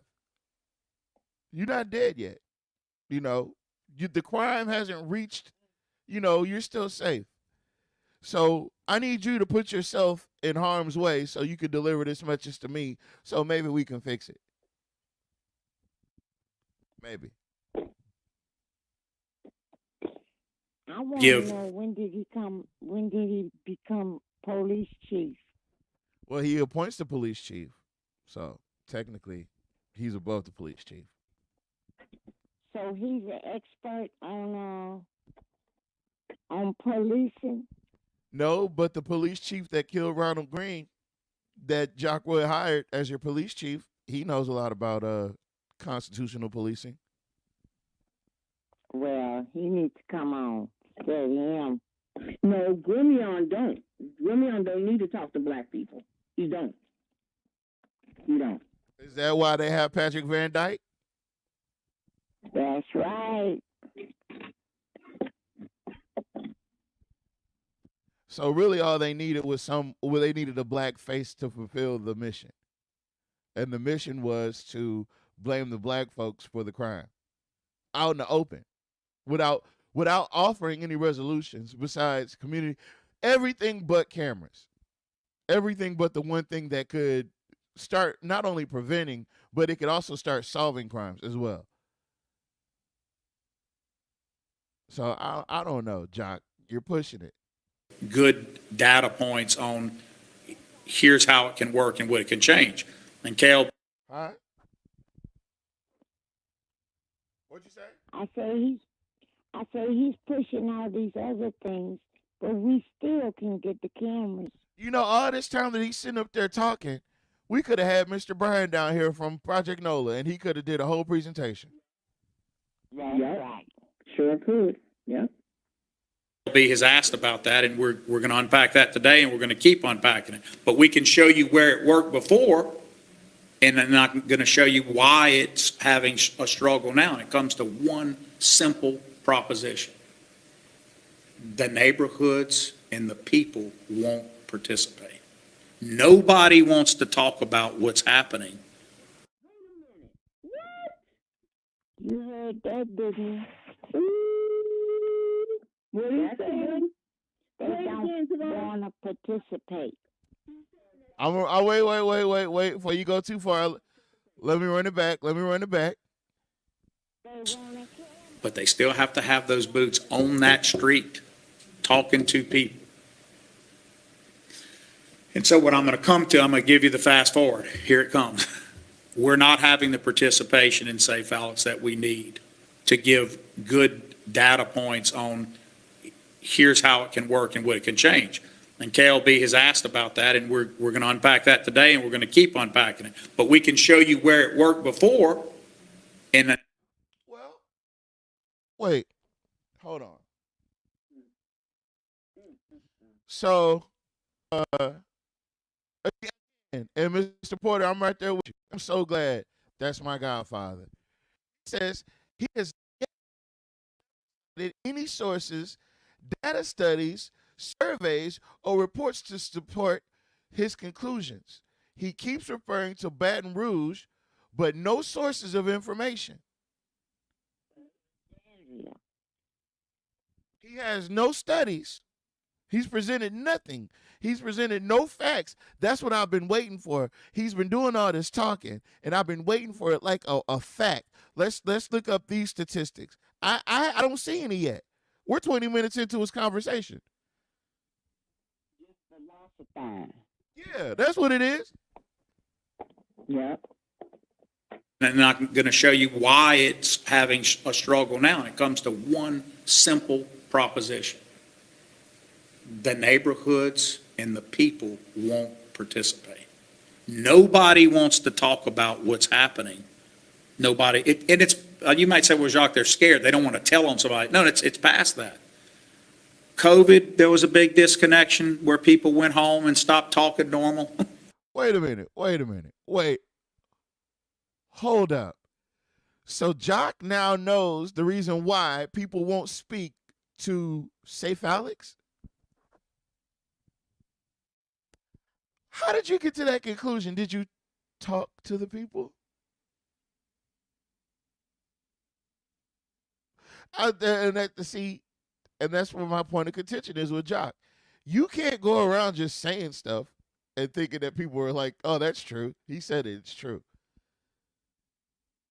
So if your statement is the main component of why safety in our neighborhoods doesn't work is because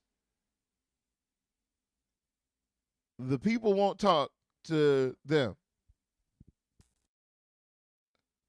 And then not only the people are not talking to them, you've gone on to find out that it's not because they don't want to tell on anybody or that they're scared. What's the reason? We just see a big disconnect in what neighborhood groups are willing to do. If we go to neighborhood group meetings, we see two types.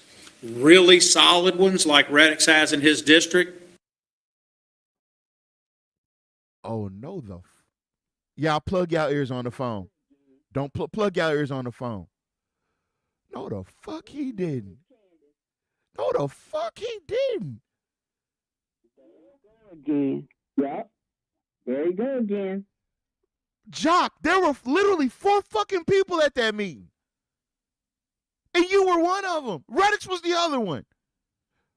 The pastor was the other one. So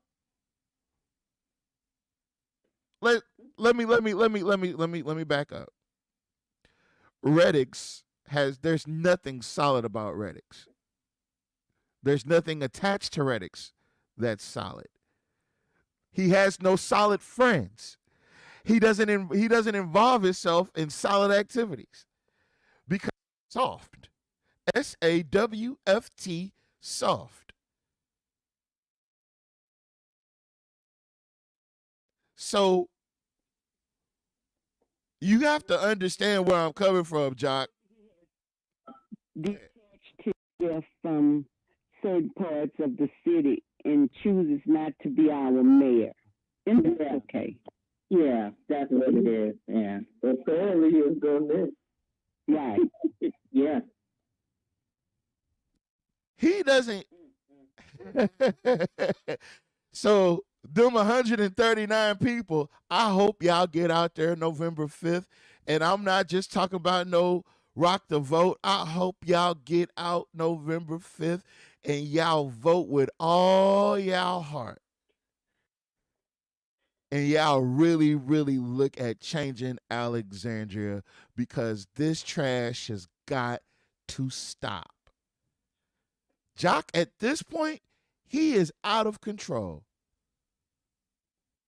When you're trying to pit neighborhood groups against each other. Yeah, leadership doesn't do that. Leadership does not cause confusion. Not the top leadership of the city. You don't do that. You got to have more dignity than that, Jock. But what do I expect from a guy that's a zebra? Community policing is the best way to do that we've ever known. And I always make this, allegory back to there was a beat cop back in the day, and there was a box on a pole, and that beat cop had to go up to the pole, open it up, and they called in at the precinct, and they had a notepad. And now they can have way better technology than they ever had. They don't have to go to the box. But they still have to have those boots on that street. What the fuck is he talking about? To people. And so what I'm going to come to, I'm going to give you the fast forward. Here it comes. Here it comes. We're not having the participation in Safe Alex that we need to give good data points on here's how it can work and what it can change.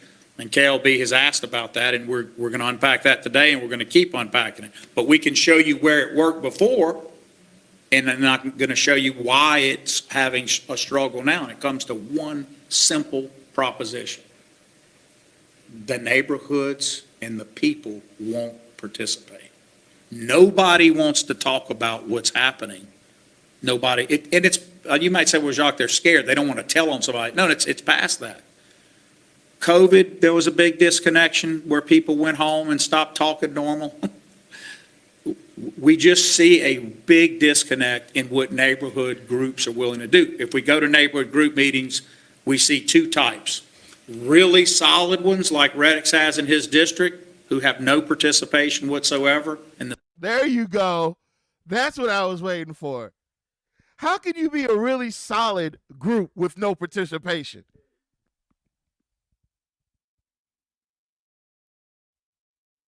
That just should make the people just on fire, mad. I'm very, very, very, like, I'm super, super excited to hear once I press play what this second group is. I can't wait. Hold on, let's get to it. And the same people doing the work, that's A. And B, neighborhood groups that come around only every 2 years in the cycles of who's.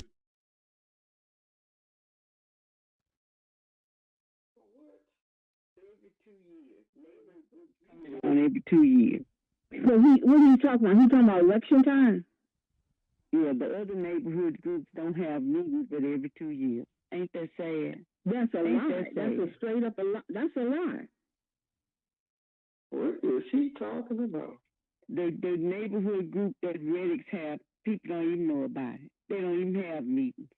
So wait a minute. How can you tell me that I'm only having meetings every 2 years and you having meetings every other week and nobody comes to them?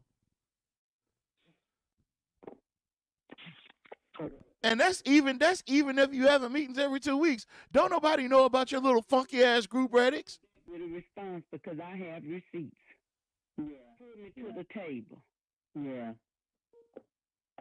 Yeah. Ain't that something?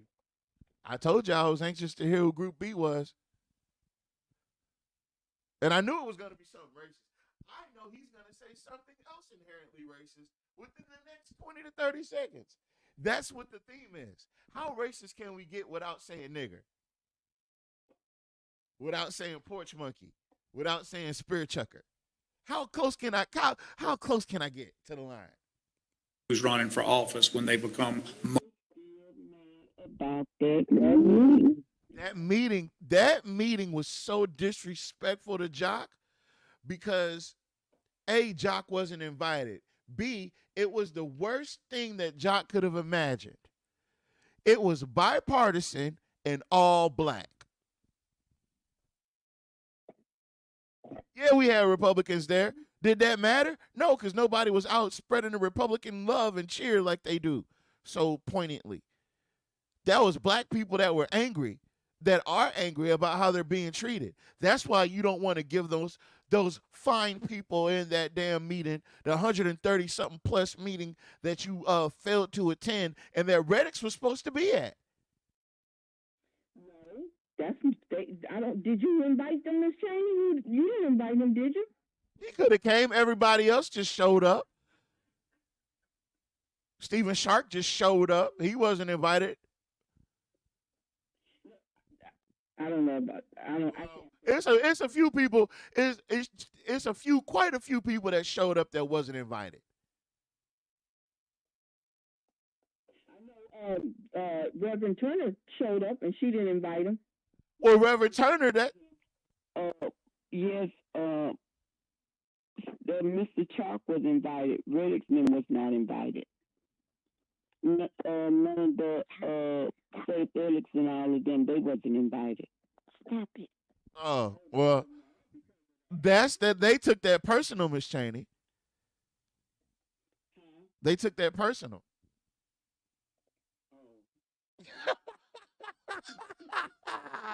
Let's continue.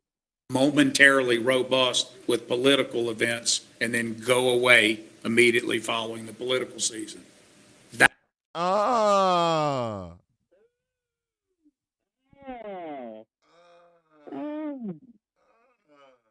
He's accusing y'all of $5 and a pork chop sandwich. What he said? He said, yeah, it's great to have the neighborhood groups come around. And then, after they have all these officials and elective people, that's candidates come through. And then as soon as the election season is over with, all their participation dies down.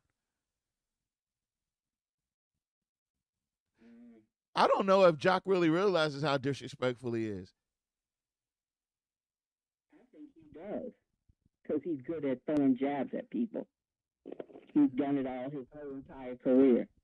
Yeah, well, you better duck, Jock, because we got back. And you know he's lying, because I've attended Miss Cheney's meetings before. I've attended the other meetings before when they had it over in the Martin Center. So I know he's not telling the truth about them not having meetings. I know he's telling a lie. Bubba McCall meetings every month. The Lord meeting be every month. All of them. We all have our meetings every month. Mm-hmm. So you can go to your Facebook page and see when you have your meetings too, if he really wanted to look at something. He knows it. Yeah. He called himself trying to get back at y'all. I don't like the disingenuousness of it all. I don't like how disingenuous a porcupine, muffled face, potato head ass mother wearing this mint green ass shirt. Oh yeah. He don't like what he can't control. Good comment. I like that. He don't. Well, it's really disappointing, because he is our mayor too. Mm. Is he? Because he looked like he throwing in. He don't want to have nothing to do with y'all. I don't know, and don't force him. Don't force him. Leave his ass alone. Because I think next year a lot of shit coming out about Jock Roy and how he doing shit. It's all gonna come out.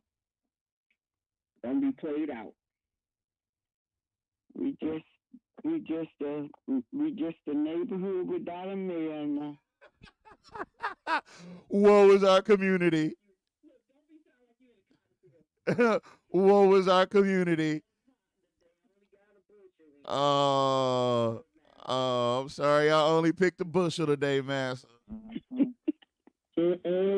I'm sorry, Master. I could have did better. All right, guys, we're gonna go to commercial real quick. Let's see. I got this clip of this old black lady. She's talking to her daughter, and her daughter is playing. It's her mama. She playing on her mama top.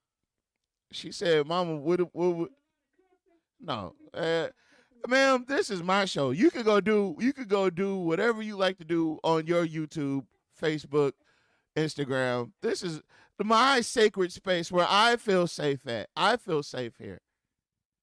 Oh no, he's not y'all mayor. Y'all had. Oh no, somebody said, "Oh no, he's not y'all mayor. Y'all had a meeting without him."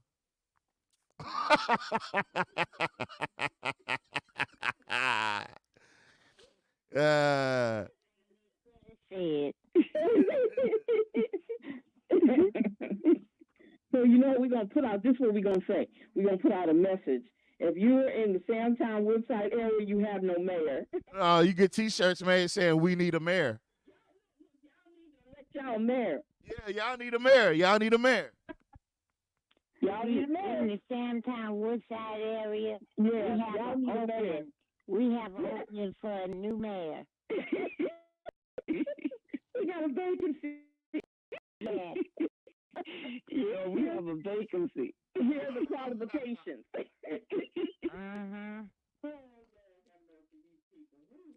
So this lady and her daughter sitting there, and the daughter said, "If I tell you to get up, you gonna get up, huh?" And she said, "And what if I don't?" She said, "Then I'm gonna have to make you." She said, "How you gonna do that?" And then she just kept on. The mama just come on asking how she gonna do that. And eventually the daughter says, well, I'm gonna get daddy to do that. And she said, what's that gonna do? It wouldn't scare you? You don't think you have to do what I tell you to do? I know I don't have to. I probably would do it. But you don't think you have to do what I No. say? You don't? I don't have to do what you say if I don't want to. But I would just have to enforce it. How could you force me to do something? I would say, Mom, get up right now and do what I told you to do. And if I don't? Then I would get up and I would start pulling you up out the chair myself. Like a parent. I'll be like, get your butt up out that damn chair like I asked you to do, Mom. And what if I still don't? You can't do that to me. I wouldn't do that to you, but I'm just wondering how the hell you think you will make me do something. I would just make you get up out that chair. You can't make me do nothing. Well, I would tell Dad. And he can make you. How? He could say, listen, Carrie, I said get up out that damn chair and go do what I told you to do.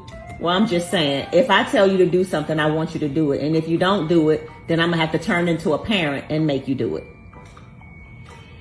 That's just the way it is. Okay? Yeah, okay. Mm-hmm. She laughed at her. She said, yeah, okay. Whatever you say.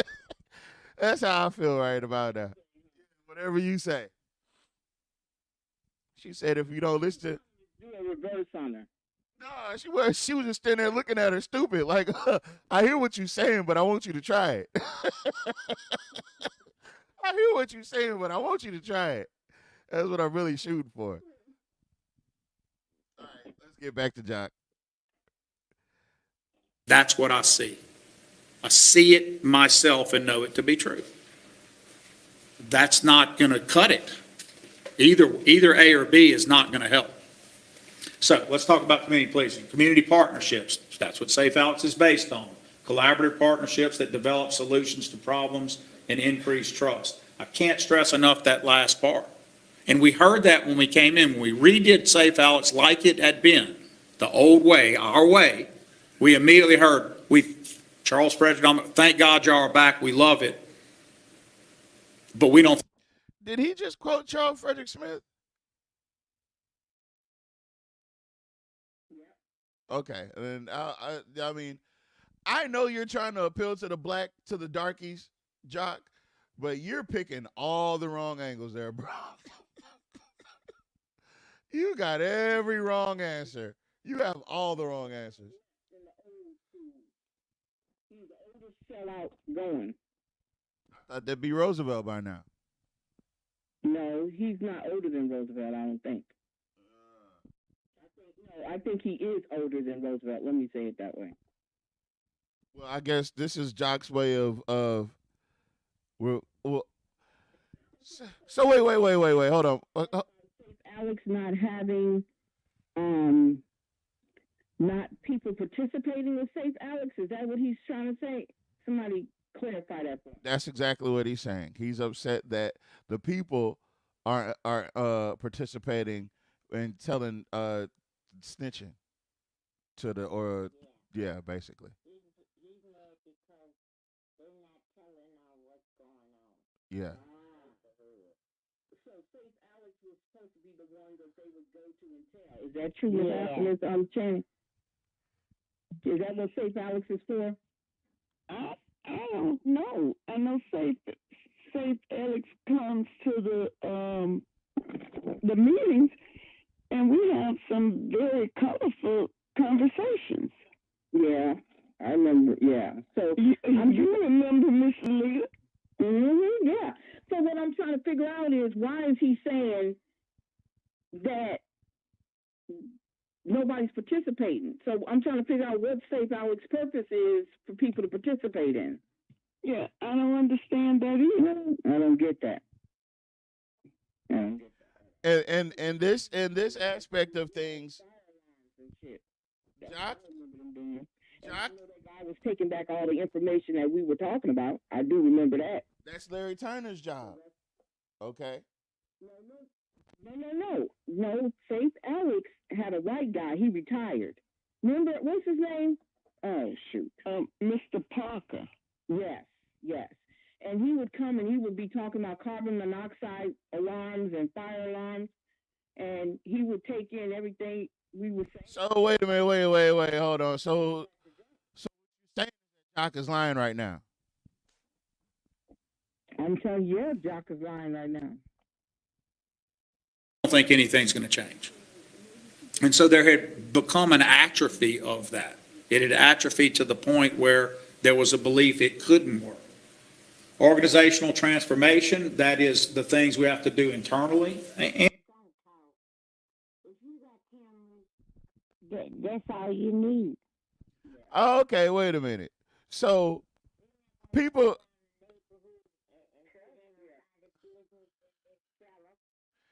Now these white folks in Walmart and Sam's Club and all these other local businesses see fit to have cameras to keep themselves safe.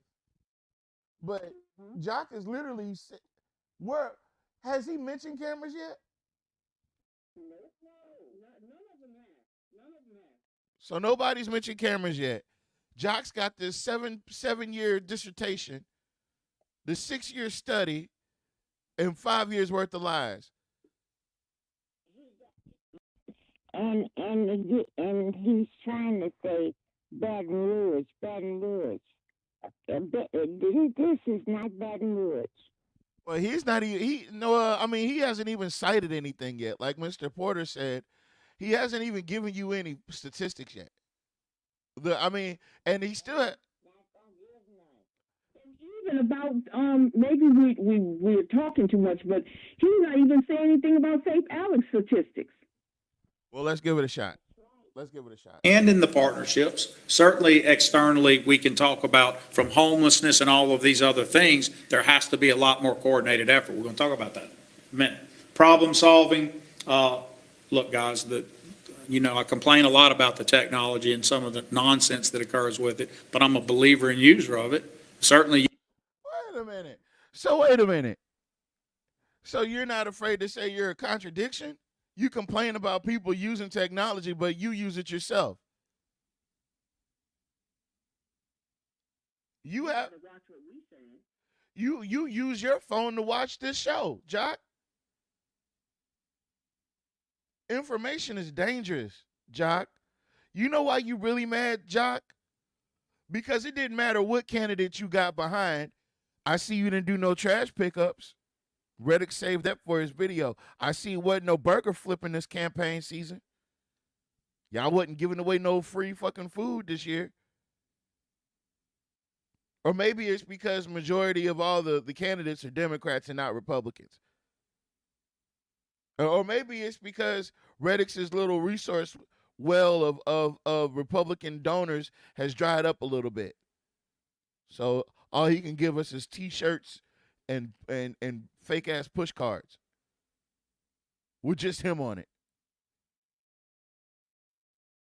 I don't know, folks, but I say this: if I didn't know any better, I'd be proud of Reddick because he started out in the hole 4 years ago. He started out in the hole behind on his taxes. He started out in the hole behind on his utilities. He started in the hole behind on his child support. But he's a successful business owner. Those two things don't match. Okay, whatever. Those three things don't match because you can't be behind on your taxes. You can't be a successful business owner, and you can't be behind on your child support if you're a successful business owner because all your business will be handled. So he started behind the 8 ball, way behind the 8 ball, and now look at you.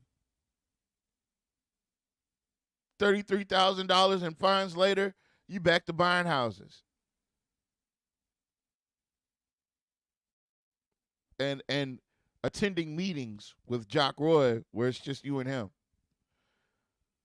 Which, by the way, guys, I don't know if you know, that may have been Jock Roy's first meeting in the black community in a long time. You can get information to people faster than ever because of it. You can solve problems. You can study your hotspots. You can engage all of these different things better than ever because of it. So there's always been a debate in community policing. Lauren and Chief Lampert, who now Judge Lampert, all of us used to debate it all the way back, I suspect, Chris, before, all the way back to Cardwell, all these guys way back. When y'all first started it the first time, which I still say is the best it ever was, that first rendition, we had plenty of officers, we had. All about. Say that one more time. He talking about horse and buggy. That's what he talking about. Oh, is he talking about making America great again? What? He talking about making America? That's what it sounds like to me. You know, in the good old days where niggers stayed in their place and we didn't have all these riffraffs and Trying to be smart. these niggas are reading now. They're reading more than ever. And they think just because they know 4 or 5 definitions and they can string together some adjectives and some conjugative verbs that they know something. Well, that's not true. And I'm going to prove it to you. Here I have my layout for Safe Alex. Well, what I want to do is instead of having walkie-talkies, I want to give them laser guns. You know, so we can play citywide laser tag. You in the neighborhood and you gonna go around to everybody's house and see what's going on. I mean, if you got somebody walking up and down the street going, Fighting, you gonna call the police. if you got somebody walking up and down the street going door to door, getting in people's business, I'm not going to trust you. And what has Jock Roy and his administration done to gain the trust of the black community? Nothing. So how can nothing from nothing leave something? Leave nothing. Nothing from nothing leaves nothing. You got to have something. Individuals committed to it. There was still a debate then. Is it a division or just a philosophy? Well, it's both in the best world. It's certainly a philosophy that every police person should have community policing on their mind. But I will push back on anyone who said you just inculcated in all the divisions, you don't have a separate community police apparatus. I do not agree. I never will, because I've seen both, and one works way better than the other. But the best one, where you have a division dedicated to it. You remember these days, Chuck. They were on bicycles. They were everywhere. It's a man. He got a little excited there. I heard something fall off. Now, if you're wondering, remember Reddix talked about those bikes, right? If you're wondering where those bikes came from when they were riding bikes through your neighborhood, remember that? Remember that? Remember they were, it was election season and they wanted to show all the white people how bad our neighborhoods were, so they got on bikes. They met up at the police station and rode bikes through the neighborhood. Well, that's what he's talking about. And think of the man or the human power it takes to run those. And so so what do you do in a world where no city can hire back to its original complement pre-COVID?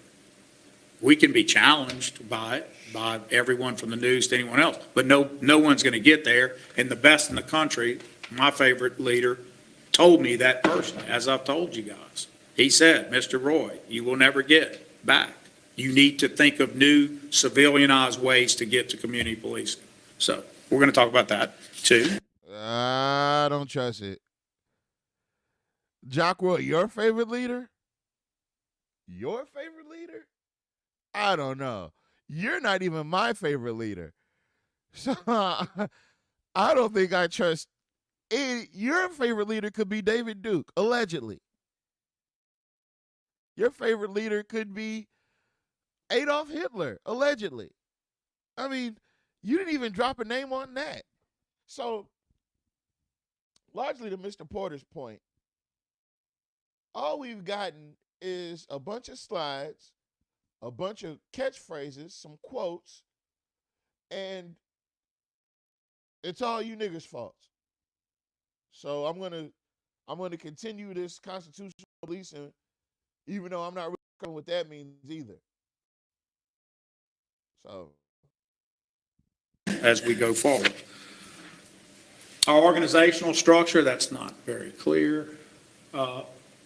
I won't use it, but anyway, we'll come back. I've been over it with you before, but I want you to know it all feeds in, and one of the ones you can't see is Mr. Shannon Thorne, who's right back here, who's a master's educated person who is doing data gathering for all of us, not in community services and our police apparatus, et cetera. And so he is a policy guy that is good at this, getting data and using it. I believe we need to measure things. If I tell y'all we're going to try a new thing and I'm not willing to put a measurement to it and say, here's how it's functioning or performing in a year, you should say, well, hold on, before we fund it, let's talk about. Wait a minute. You will never give us the opportunity to be like, well, hold on, Jock. You're going to ram that shit through on the council quick as fuck. Matter of fact, it's not even going to be an explanation for the shit you're going to pull off. Because you never explain anything that you do. So, Jock, again, your analogy is flat. About whether it's working. And if things aren't working, we need to stop and do something new. There's nothing wrong with that. Fred Rosenfeld used to say that you got to get up. If you don't swing the bat, you know, you might strike out a bunch of times and one day you get the homer. He was talking about economic development. But that should be going for the mayor too. We struck out on the mayor 3 times already, so it's time to get a new mayor. That's racist. But if you want a grand slam, you got to get up to bat. So I'm sorry, but that slide's not clear. We have a lot. Oh, first off, a grand slam is when there's 3 runners on base, and then you're the 4th person up the bat, and you hit a home run, bringing everybody that's on base in. It's worth 4 points. Consequently, if you have 3 people on base and you've struck out, well, you're on your 2nd strike. And on your 3rd ball, baseball terminology, you know, and the pitcher throws you a strike and you swing at it and you miss it, you just essentially blew 4 points out the window, just like that, because you wanted to keep swinging and realize that it probably would be in your best interest not to swing. But I guess that's economic development. Sometimes grand slam, blah, blah, blah, blah, blah, whatever he said. A lot of technical stuff in y'all's chamber that I'm working diligently to fix at the snail's pace of government, and we're gonna get there. Here's what we did. We did get to our incentive pay for officers. These are things I promised when I ran, and these are things we delivered. That sign-on was critical. In addition, there are 2 versions. We assumed the health portion. The council assumed the health portions for our police officers for 2 years with my recommendation in the executive order to do a 2-year re-up in all likelihood. I'm committed to do the 2-year re-up. That results in a significant raise just in and of itself. It's a huge amount. As we certify and do that, your other divisions get squirmy. They don't like it because they don't have the same thing. This was done in a clear declaration of emergency and need. This is being talked about nationally. These things have to be done within a division of particular unique need. That is a matter of declared fact for us, and it was a matter of findings for you. And it was the right thing to do. And while it may frustrate other divisions, that's not a proxy for not doing it. You have to do it to get people, or you have no chance at hiring. You're not competing locally anymore for officers. You're not fighting the sheriff to pick up a deputy or Pineville or anywhere else. It's a national deal. People look around, and frankly, people don't want to be police officers. Right, Chris? They don't want the job for a bunch of reasons. What's the main reason, Jock? Why wouldn't people want to be officers in a sundown town?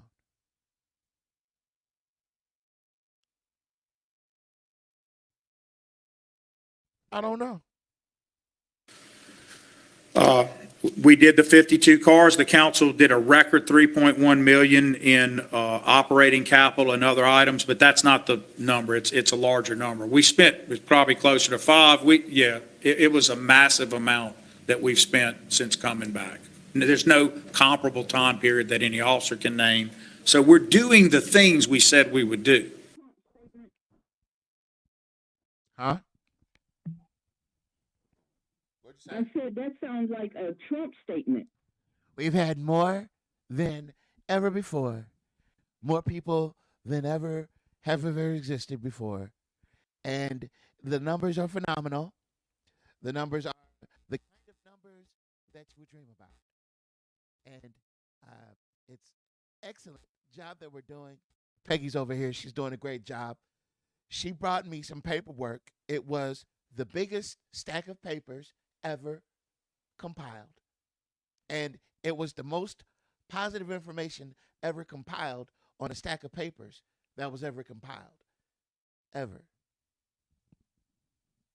It's the best. But it's not. It's all a lie. And so when we look at this data in a minute, which you'll see some bright spots and you'll see some not bright spots, these things we said we would do, we're doing. But community police, we'll come back. All right, employing intel, we just do. The South Circle again, which did turn out to be a catastrophe, was an example where I visually witnessed almost start to finish. Almost all the start, certainly all the way to the finish, what a good job, both in. Now, I need my panel back. Does anybody know what incident he's talking about?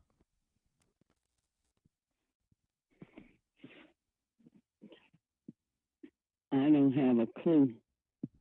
I'll tell you what incident he's talking about.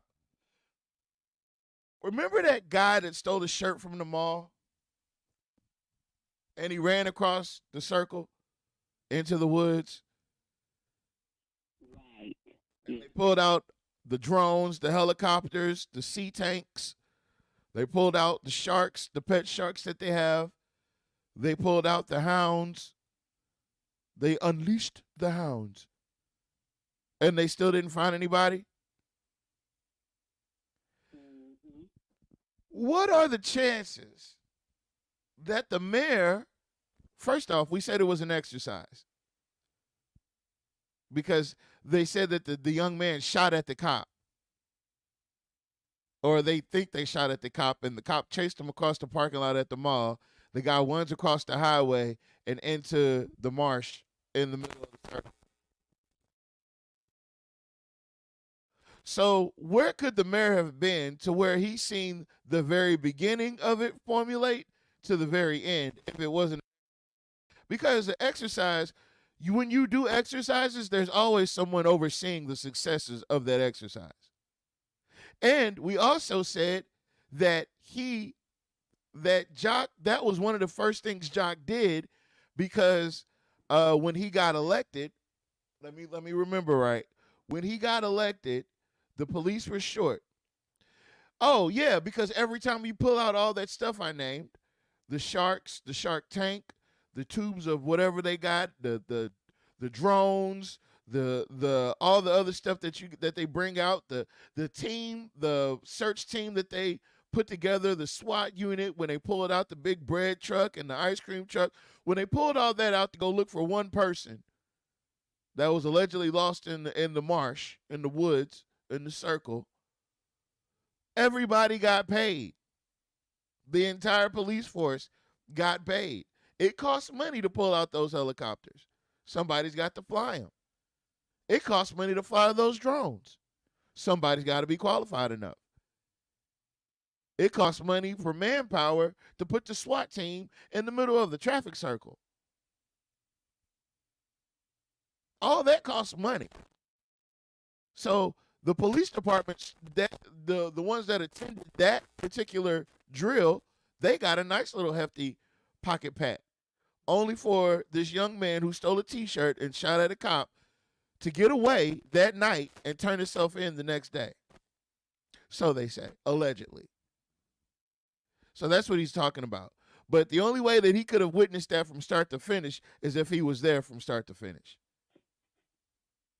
And if he was there from start to finish, then it really was an exercise, because what else? Otherwise, why would you be there? Was there even a person? Intel deployed policing does, and the use of equipment and assets that are needed. You get criticized for buying certain assets.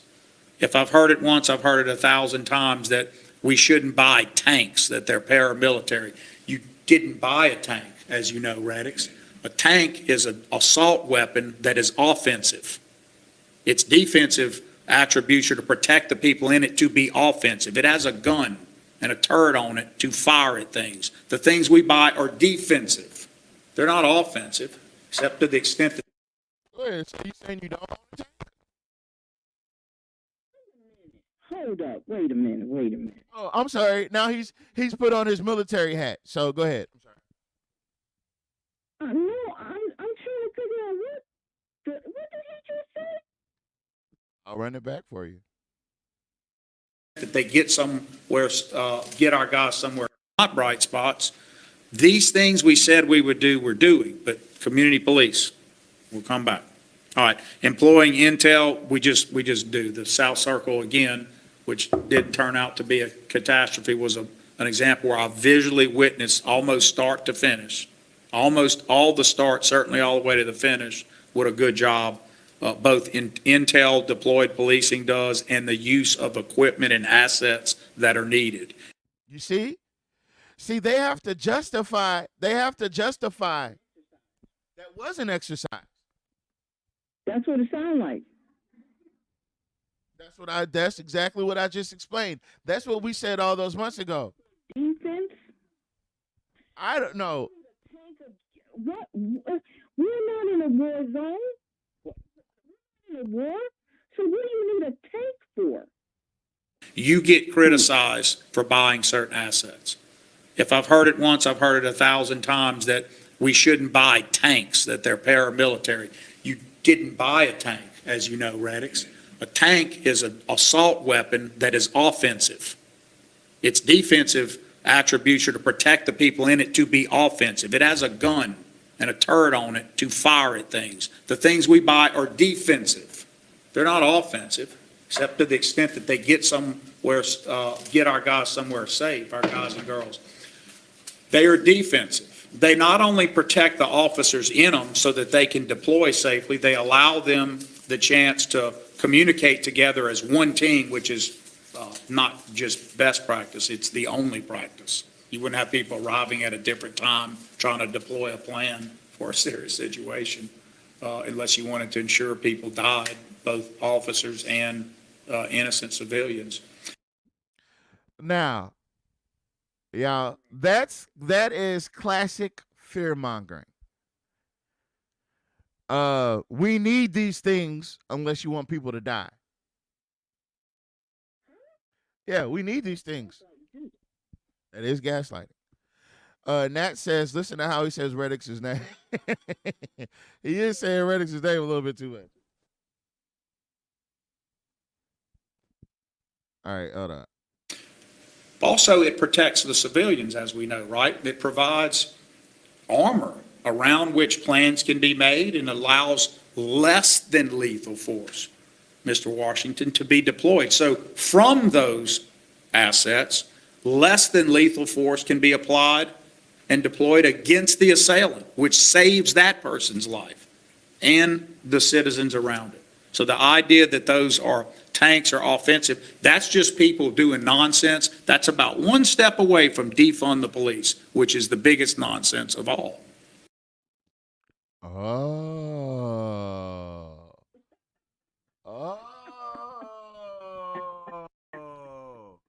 I told you he was a Republican. Yep. Those are Republican talking points. Yep, sure is. It's coming out. You can't keep it in. You can't hide that. Why he keeps saying Washington? I don't know. Maybe Maybe they were involved during. Too. It isn't about Yeah, because that's a form of intimidation. that. That's also forced recognition. That's giving. Yeah, Reddick Washington might be going to sleep on him, and he's trying to wake him up. that's how you do it in church. It's about funding things that matter, doing it right, being trained, having the right equipment, and having police officers constitutionally police. The idea that you would fund it less is nonsense, ludicrous. I feel like I can honestly say, because I talk to guys whom I trust and who don't give me what I want to hear, that the morale and engagement is markedly different. I also feel like that can change and wax and wane in a month, in the 6-month period. Lots of factors go into that. One event could bring the guys and girls down, if you will, right? It's just the nature of it. But I've seen it bad, and I've seen it decent, and I've not seen it better than I did at least 4 or 5 months ago at the height of all these incentives. In all of life, it is a what have you done for me lately? What was happening 4 or 5 months ago? Wasn't all those murders happening?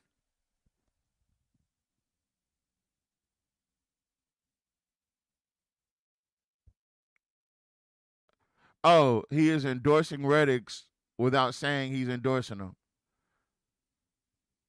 Nobody said they wanted to defund the police. It should have been said. I believe that that Jock has an issue with jumping the gun. He thinks because there's people that are actively, that people that are actively saying that they're saying things that activists have said because we've all incurred the same injury at some point or another and fighting for the same amount of justice in the same situations. But I believe he feels as though we are harnessing the ability to go full anarchy on them or something like that. That's the space he's speaking from. And it's weird because didn't nobody threaten you. But you feel like you're in so much danger, then what do you think those people that are dead now, what do you think they felt before they passed away? Lately, we understand that. I'll say that a little bit tongue in cheek, but you got to be mature enough in this game to know that. But we just have to keep thinking about how to make their lives better so they can do that constitutional job better. Okay, data. Again, you guys can't see it at all, so I will read. Maybe somebody can help me zoom in. Maybe I can clear that up. It needs to be seen. Let's see. It must have a focus too. By the way, I can't get a. Is there a way to make this more acute? This focus different? That's you didn't practice? Ooh, that was bad. Oh, you hear Jim Villard? This is when I need KLB more than ever. Fixed. Okay, so. Oh, there was a KLAB caught astray. He said because he's having technical difficulties, he sounds out of touch with reality. Yes, I agree. He's having technical difficulties with his projector, and he goes, "Well, this is when I need KLAB more than ever to fix my projector." Well, now it's stuck. Did it freeze? Yes, you did. I made a picture. It does stuff like that. You did good. Man.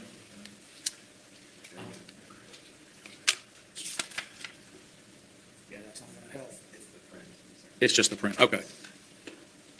All right, we're going to do victim first. Boy, y'all really need to see this.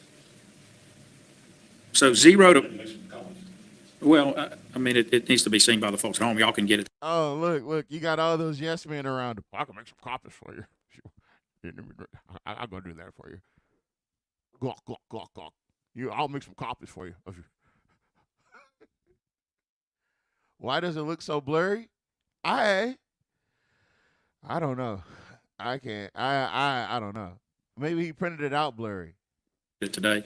So 0 to, we'll run the presentation separately. I'm going to blow this slide up. 0 to 15, this is victim by percentage, 2024, 2023, 2022. So 0 to 15, 5% in 24, 23 was 0, 22 was 0. 16 to 25 in 24 was 33%, in 2023, 50%, in 2022, 58%. So there's a bunch of other numbers, but I'm sticking to my 0 to 25 years old. That was victim, and I'll just go to.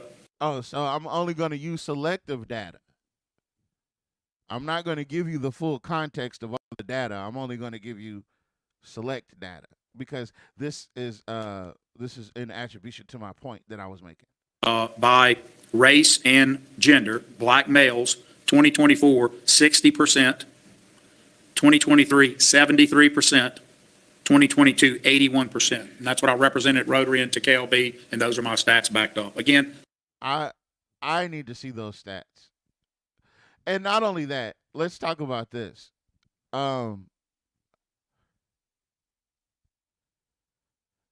Shoot.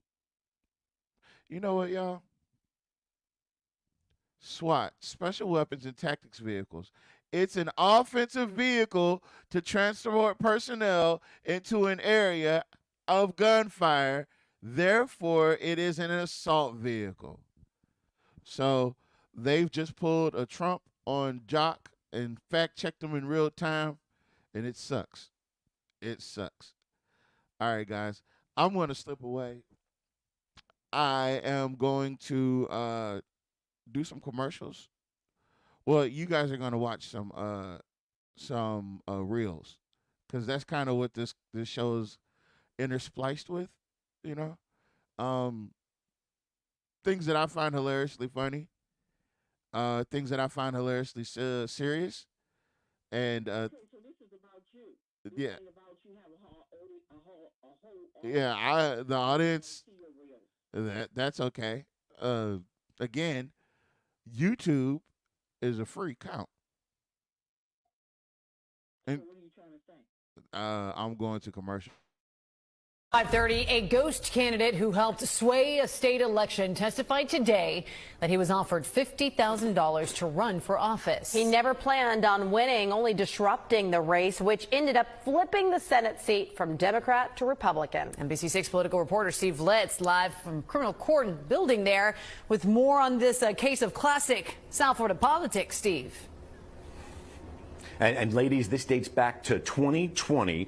The sitting senator who represented parts of South Florida back then, his last name was Rodriguez. Another candidate got into the race. Also, his last name was Rodriguez. And so he admittedly, the second Rodriguez, admitted that he was a ghost candidate, and today admitted to the jury that a Republican operative paid him a whole lot of money to run for that office. And this question and answer sequence pretty much sums up this case. Because the Democratic candidate had the same last name as me, and it would help Sykes goes away. In exchange for me running, he would give me $50,000, $25,000 before the election, and $25,000 after. And what was your response to that offer? I agreed to do it. I needed the money.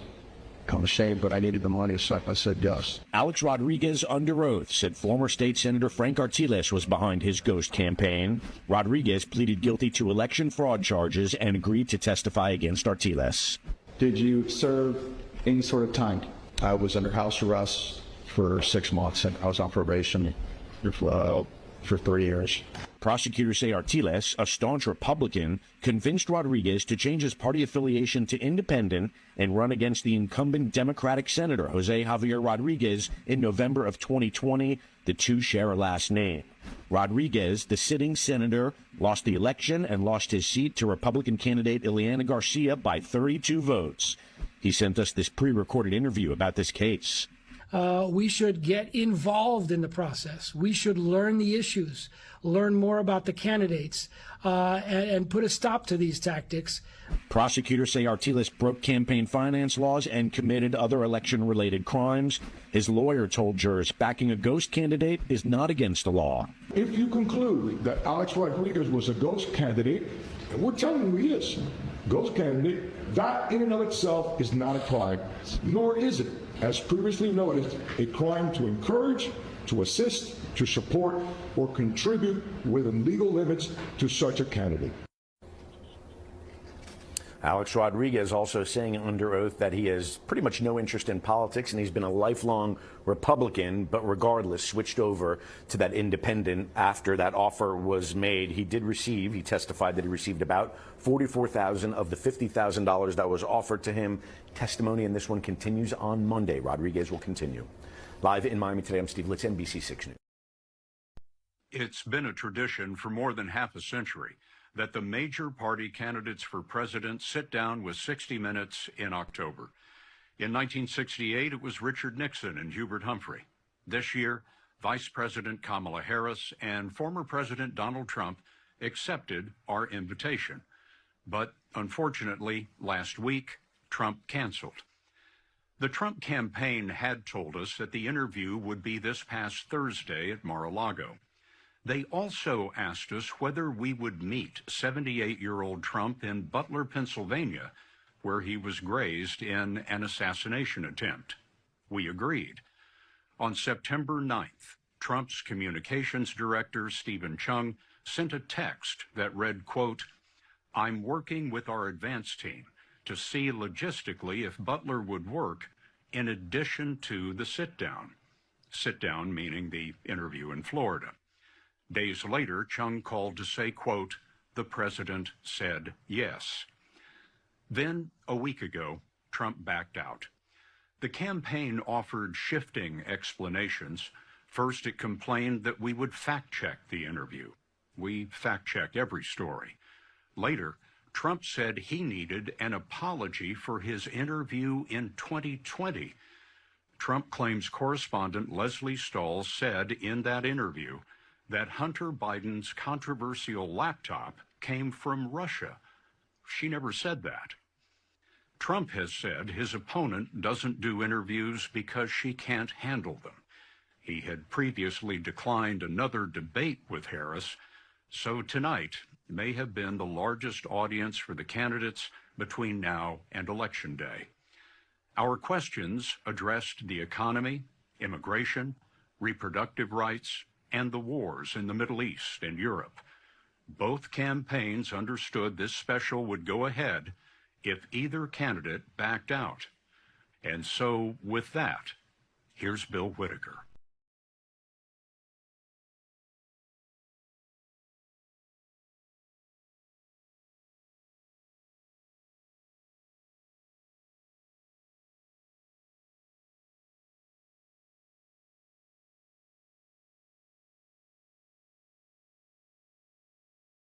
President of the Florida HOA that banned Harris 2024 yard signs is fighting for his life in the hospital. During one of his midnight sweeps of going around and removing all the Harris signs, he yanked up a sign that triggered an underground explosive that took off his whole foot. He is pressing charges against the homeowner for an attempted assassination, and the homeowner has said that this is not an assassination because this guy isn't even famous or important enough to have this considered an assassination. And the HOA guy is like, I'm the president, and presidents get assassinated or attempted to be assassinated if you try to do something to them. The homeowner said, forget the semantics here. This is a stand your ground state, and I was just protecting my property and my sign from somebody who might come around and try to steal it. The HOA president has said that he was going around and removing all political signs, and when the homeowners asked why he wasn't removing the Trump signs, he said because those are historical signage, because it's a former president and has nothing to do with the current election. Since he's been in the hospital, about 4 dozen Harris signs have been placed in his front yard to greet him when he's released. If you go and put on, so if he's gonna do his nails, this is what I would say to D-Wade. If you're gonna do your nails, you're gonna do your hair, do your lashes. Just go crazy. I would respect that more than just tiptoeing out. Just go crazy. That's sad that they bring this up because I'm like really on here because I think it's cool for grown men to do whatever they want to do, but it matters. I'm gonna stand on that. It matters. As a man who got sons and sons that are growing up, that matters. Like whatever they decide, but it's important that people put the right imagery out there, and I think it's the wrong imagery. I'm gonna be honest. I can't be quiet about that. Okay. All right, guys. I am back. Hold on. HOA guy got blowed away. Is that what you said? Yeah, pretty much. That's what happens when you go around putting your hands on people's stuff that don't belong to you. Yeah, that didn't sound right. He should have just left it alone. He shouldn't have done that. Well, now he knows. And that's all that matters. He's got to learn one day. I'd footnote, I'd used 24 at Rotary following Baton Rouge, and what I thought was our own data, I think the rub is probably 24 to 25 for Alexandria, that 1 year makes a difference. I also don't think it makes a difference for the reasons I said earlier on maturation, age versus.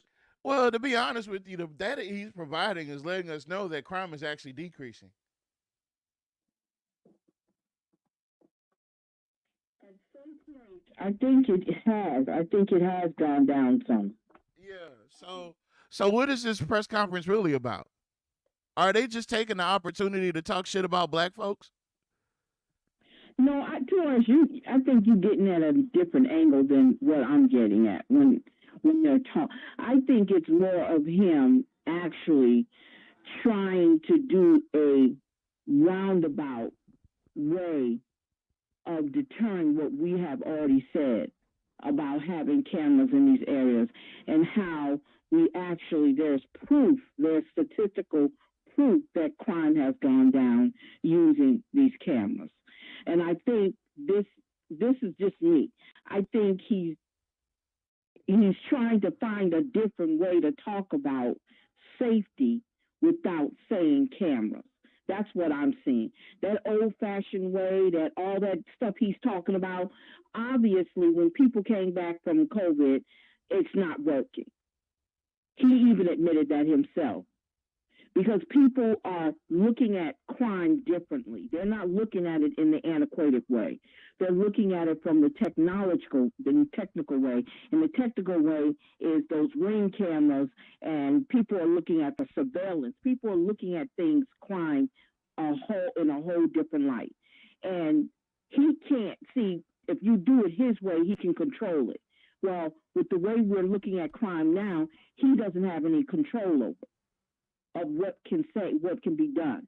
So he has an issue with that. That's that narcissism coming out. He has an issue with it. And I really believe this whole thing was an answer to us sitting down, having that conversation with Mr. Bryan, and everybody watching and everybody paying attention and everybody coming to him and saying, why won't we put up cameras in the areas we need them? I believe that's what this comes from. That's just me. I can believe that as well. I do understand that he has an agenda to keep. And if his agenda includes not giving us cameras, even though this whole presentation would be nothing if he would just say, okay, so we're going to get cameras in the neighborhoods, there would be no need for all the explanation. I'm saying he's saying everything, but we need to put cameras there. That's what's happening here. Versus chronological age. In fact, it supports my point that kids are a lot older. They're adults who are older are more like kids in this instance. Okay, so there's your victims. He said adults who are older are more like kids. And mind you, this whole time, he's not talking about your Dixie League playing little white kids. He's not talking about the people that live on Versailles. He's talking about black folks. He's making up an issue. I do believe that this is just a roundabout way and trying to come up with everything but the truth about saying, okay, yeah, you know what, I'm going to give up. We're going to look into getting some cameras. That's what I'm saying. I'm seeing. So what he says, I wonder how many black pastors he had threatened and told them not to get those cameras. Good point. Yeah, I hadn't read that part yet. But when we get to your show, you can read your comments. Hold on. He sounds like an effing fool. You got a shortage of police, but don't want help to assist the police. You do want help to assist the police. You just want the civilians to do it.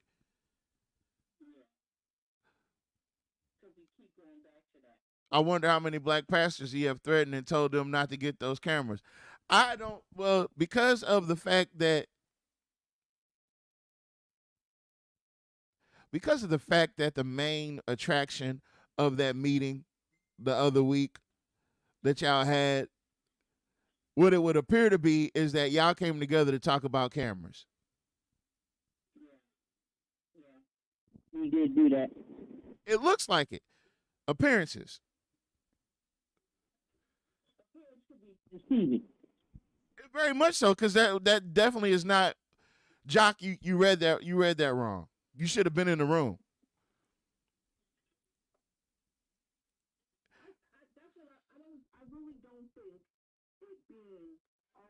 I don't think it.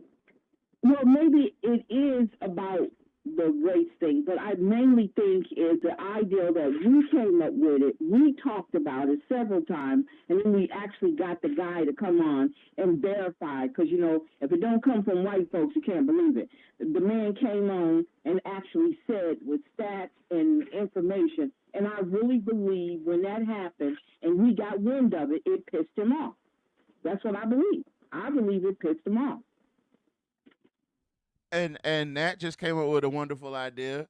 All those Safe Alex people, if you put cameras up in the community, they could just be watching the cameras. They can monitor it.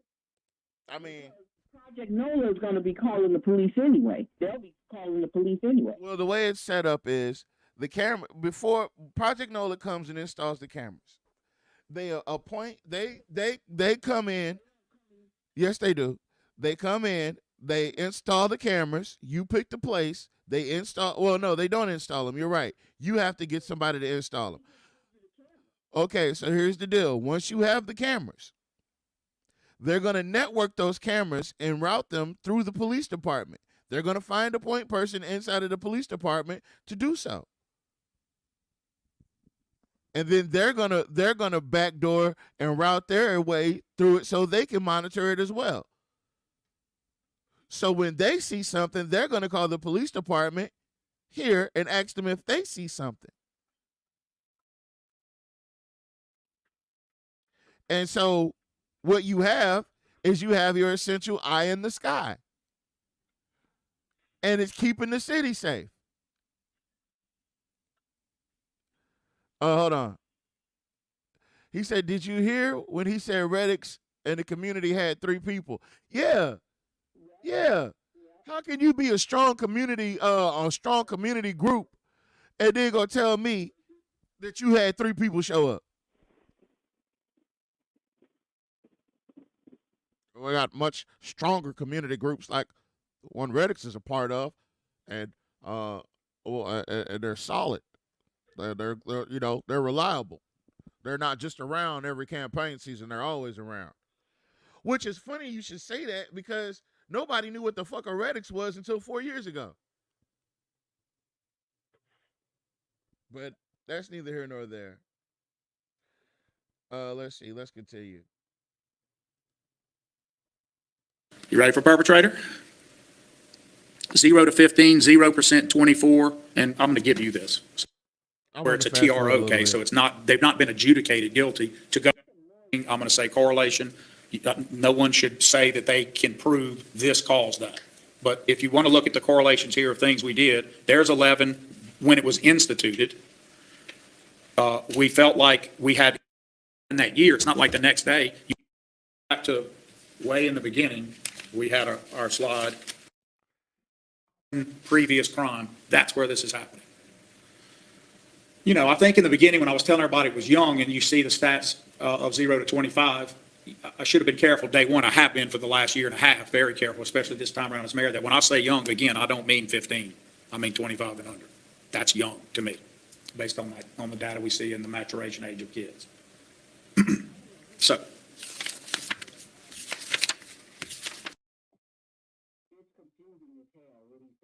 I think he put it together himself. I think what he did was he asked everybody to contribute, come up with the numbers. He went over all the little information and tidbits. He only picked just like Trump does. He only picks out the parts he wants to talk about, and he only picks out the parts that he bases the parts he want to talk about based on the amount of information that he's able to manipulate. I'm sorry. Yeah. So Safe Alex and Community Policing Reimagined. Look, the way Safe Alex works, if y'all go Google Dallas, Philadelphia, you can go look at places that are saying they're lowering their crime. Go look anywhere, click on the PDF of their plan, go click on your own plan and call me and let me know what differences you're seeing. We have the right plan. We are not getting community participation like we used to. I'm not going to go over every theory I have about why. I've gone over some. So again, like I said, it's going back to the ideal that he doesn't want people to get those cameras. That right there proved it. What he just said proved it. All those major cities that he just named, they all have cameras. So you have the idea, yes, this is true. You're missing one main component, and that's the cameras. So you're not going to see any changes until you actually take the next step that those other cities have taken. And again, Jock, you're not Dallas. You're not even Baton Rouge. You're not even St. George. Cut the shit. Some distrust, some the attitude of what difference will it make?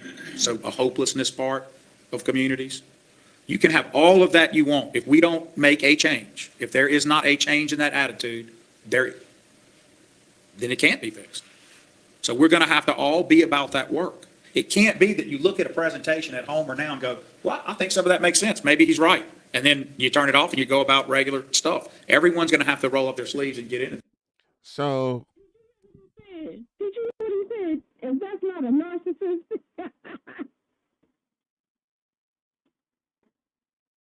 Miss Ma'am, I know that's you. Do you have anything you want to add? Where?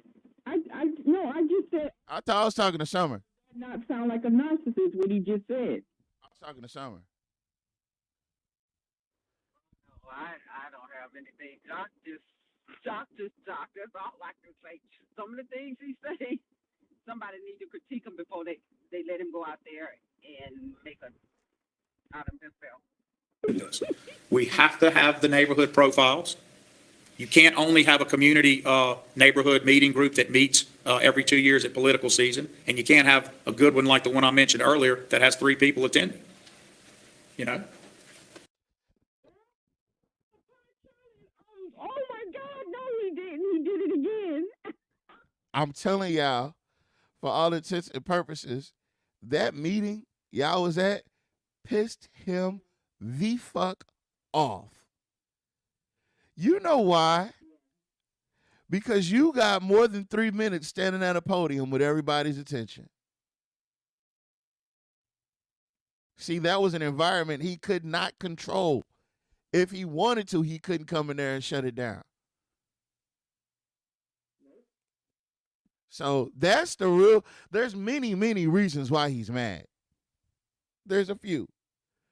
The main reason that I feel, based on the conversation that we're having, yes, he's mad about the unity meeting. Here's why.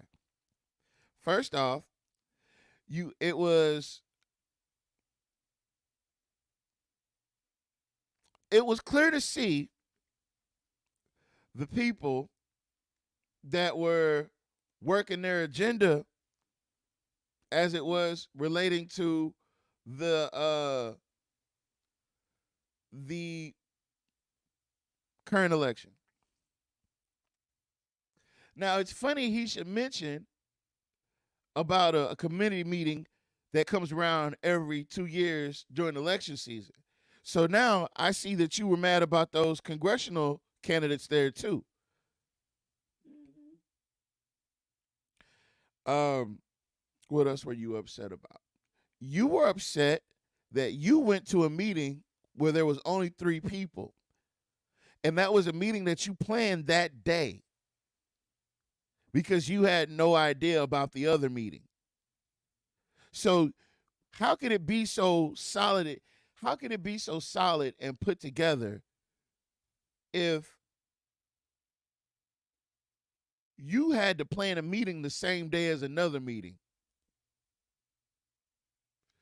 He said you N-words ain't getting no cameras. Damn.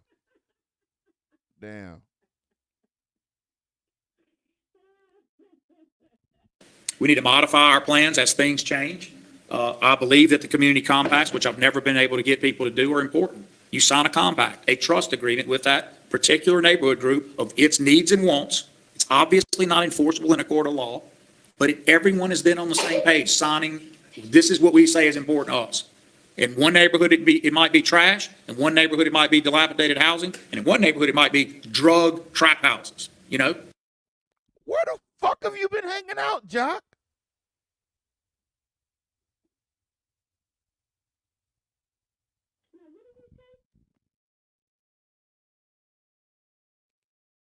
Compacts, which I've never been able to get people to do, are important. You sign a compact, a trust agreement with that particular neighborhood group of its needs and wants. It's obviously not enforceable in a court of law, but everyone is then on the same page, signing, this is what we say is important to us. In one neighborhood, it might be trash. In one neighborhood, it might be dilapidated housing. And in one neighborhood, it might be drug trap houses. You know, those might all be treated differently. In one neighborhood, it might be, we want boots on the ground. In another neighborhood, it might be different. But what it helps us do is when Deputy Chief Cooper and his guys go out and someone says, well, y'all were heavy-handed, we didn't want y'all in our neighborhood. You signed right here and said your number one, all of you unanimously said number one goal was that. By the way, in the black community or white community, flat out scientific poll, now this is absolute. What do you think the number one issue in Alexandria is? No matter what house you're in, it's crime or the fear of crime. Okay? And that does not differ at all much. Depending on what house, we're all people, we're all worried about the same thing. A safe neighborhood, a safe school for our kids to go, in parks and other recreation where we feel safe and can play. I don't believe you, Jock. I don't believe that you're being genuine because you haven't yet to say anything about cameras. I'm talking about yet. I'm talking about it took me 15, 20 minutes to get this show started. And I've been playing the last 50 minutes of this thing, whatever you got, the last 47 minutes. 15 minutes have gone by 3 different times. You have yet to mention cameras. What's up with that? This is another slide that shows it a different way. We have lots of slides on the different components. So safety component is what I've been focused on, but there's also blight that's related. We also are working on our getting people in better shape, getting people involved, our ALEC score. Skip Fox, Dr. Fox is working as recreation director on lots of. Not Dr. Fox. Not psychology. Oh, not Dr. Skip sellout with a bow tie Fox. I wonder if he's like a Gamma Epsilon or an Alpha. What's the other guys? I don't do those. I don't know those fraternities. Seems like he'd be. Well, I don't know what he'd be because I don't know any of his frat brothers that'd be proud of what. Never mind. I'm leaving that alone. Lots of different things with bringing back what Jeff, I think, was Mayor Hall was doing well, which was developing youth commission ideas. We had started. Oh, not the malfeasance, Jeff. You called him Jeff. Then you called him Mayor Hall. How familiar are you? What we was doing? Did you hear what he said? Say that again. Hold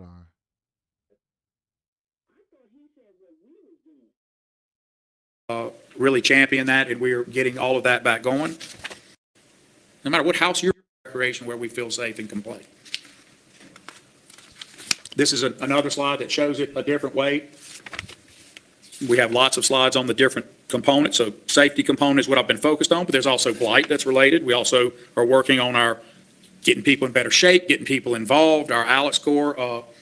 Skip Fox, Dr. Fox is working as recreation director on lots of different things with bringing back what Jeff, I think, was Mayor Hall was doing well, which was developing youth commission ideas. We had started. and didn't, and he really championed that, and we are getting all of that back going. And so here's the money slides, okay? So everything else is leading up to this. Okay. Okay. Say it again.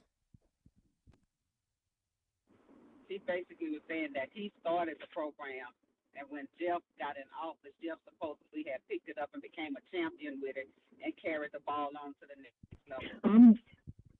I'm wondering if what is he talking about? It's a whole nother program about young people being involved with the city government, some more stuff. I remember the different events. It just I don't know the long-term effects. This is new, and this is important.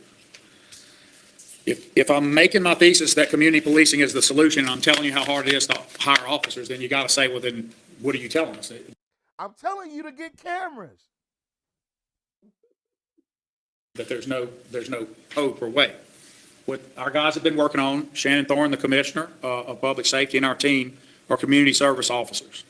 We're going to get these officers who are not police, but we'll go over, they have the training, and they're going to have lots of skills to go in there to be in all of our parks. We are taking back our city central park. What does that sound like? Ooh.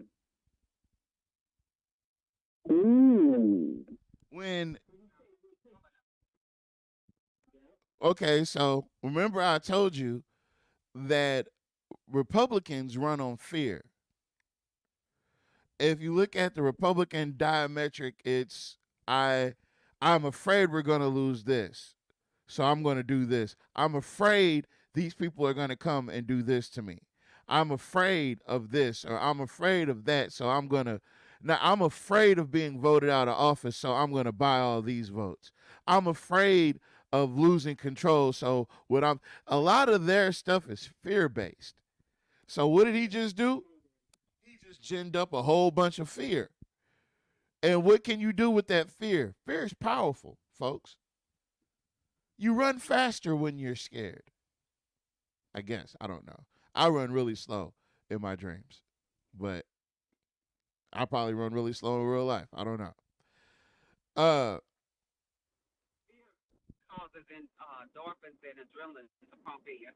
Mm-hmm. Yeah.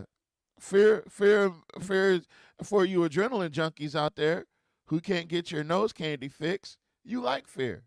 Gets you up there. Gets you high a little bit. But when you live in constant fear like that of always losing something or you've lost something, it's real easy to slip into the cracks of, well, I've got to get this back. We've got to take this back. We've got to take back America. Well, Jock said we're going to take back our parks, or we're going to take back City Park. We're not going to, mind you, we're almost an hour into this whole thing. Cameras have not been mentioned once. Matter of fact, I believe he had AI write this whole thing, and the only prompt that he had was do not mention cameras. Talked to a lady today. She said, Mayor, I used to go there. Yes, thank you. And the litter we are taking back how things look, how you feel being in those assets, and people are going to be able to safely go and use them. So we're going to have these community service officers. Right now, we have, from the legal budget and other things, I'll have it budget neutral for you guys on the council through major budget amendment, and then we'll use existing money, attrition in officers that we're not going to be able to get to hire anyway, and it'll remain, if not budget neutral, David, close. I think it actually will, which is not a good thing, by the way. The fact that it can be budget neutral to do all of what I'm about to show you is not necessarily a positive way to see the world, but it can be done.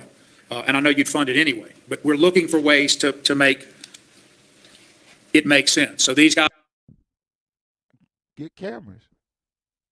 Like, I hear what you're saying. He said he's making Alexandria great again.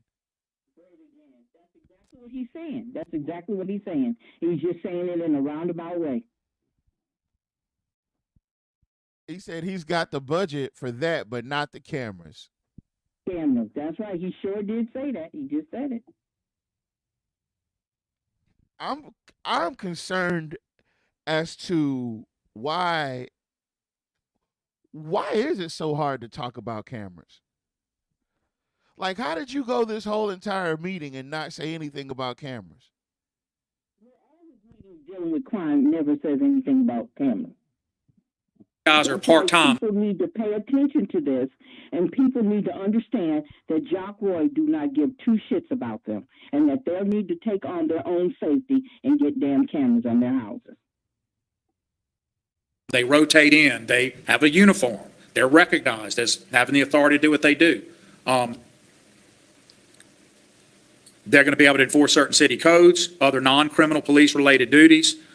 Think of Safe Alex as separating the neighborhood part that Charles Frederick and his team have run and kind of double doing this. He's definitely been about the parks. But they will then get to focus on the neighborhood code enforcement assistance and all that they do, the intel gathering that they do.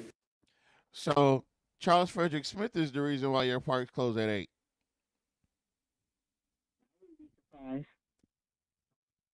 Don't be surprised. That's what he just said. Oh, he said because we came up with the idea. These guys are focused on making it safe where you are and reporting unsafe situations, intervening, getting police there if they need to. But right now, there's no one there. You can't pull. What the? Okay. All right, top flight security. We in the middle of a gun situation, and there's dope dealers all around us. You're gonna blow your what? You gonna blow your fucking whistle?